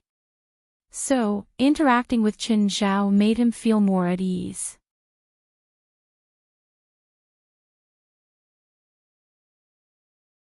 Chapter 29-39. Chen Zhao saw Bader's determination. He didn't say anything else to express his sincerity. Instead, he picked up the phone and dialed 23rd Blood Mary's number. Blood Mary, I found the God of Light. He's willing to trade with us, but the Aesir God's method of building a divine kingdom isn't perfect. Can I see him for a moment? He doesn't want to see you. Chen Zhao glanced at Bader and then said, or, you can talk like this. Bader nodded and took the phone. I'm Bader, Aesir God of Light. After a while, Bader ended the call with 23rd Blood Mary. The phone returned to Chen Zhao's hand. Chen Zhao continued talking to 23rd Blood Mary. You agree to the deal. You can decide the price, 23rd Blood Mary said. Ares, that sly old bastard, didn't tell the whole truth even at death's door. He didn't say that the Olympians' divine kingdom had such a huge flaw. It had to be repaired after every battle. Moreover, the repair required fragments of the divine kingdom. Obviously, the 23rd Blood Mary had planned to use Ares's divine kingdom to build her own divine kingdom. If the 23rd Blood Mary were to get into a fight with someone, her divine kingdom might be damaged as a result. Of course, from Ares' point of view, there was nothing wrong with him doing this. But from Chen Zhao's point of view, this was clearly an unacceptable lie. So, they had to settle the score later. But before that, they had to solve 23rd Blood Mary's problem. After hanging up, Chen Zhao looked at Bader. Okay, tell me your request. Right now, it was only a one-sided agreement. Bader hadn't said his request yet. If Chen Zhao's group couldn't give him what Bader needed, then the deal couldn't be reached. Bader looked at Chen Zhao with a smile. Then he pushed a contract in black and white before Chen Zhao. This is our religious contract. If you sign it, I can get the money first. Chen Zhao looked at Bader in disdain. Do you think I'm stupid? If he signed the contract, Chen Zhao wouldn't even have a place to cry if Bader made any unreasonable requests. Let's be more direct, Chen Zhao said. Tell me what you want. If you have it, we'll trade. If not, we'll call it a day. Bader smiled awkwardly. He was just trying his luck. If Chen Zhao really fell for it, it would be a big win. Bader was about to speak when Chen Zhao suddenly interrupted. You'd better weigh the price first before making your own request. While the Asgard divine race's method of building a divine kingdom is precious, it's not unique, right? Moreover, this method is only a substitute. If you plan to get rich this way, you'd better stop the transaction now. Bader was about to speak when Chen Zhao suddenly interrupted him. My request is very simple. Help me obtain the soul of Asgard. What is it? The soul of Asgard. The Asgard from the Women's Federation movie.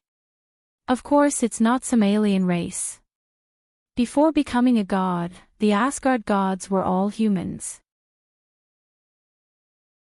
Of course, it's a different story for a god's descendant like me. Bader said, Asgard is an alternate dimension created by the Aesir gods for generations. In your human understanding, it can be said to be the realm of gods. Then what's the soul of Asgard? It's Odin's soul. As the king of the Aesir gods, Odin inherited the throne of Asgard and also became the soul of Asgard. I still don't understand. What exactly is it? A human soul. Simply put, Asgard is a place, and Odin is a person, or a god. You can think of Asgard as Odin's territory, his private territory, and this territory, which is Asgard, can be given or inherited.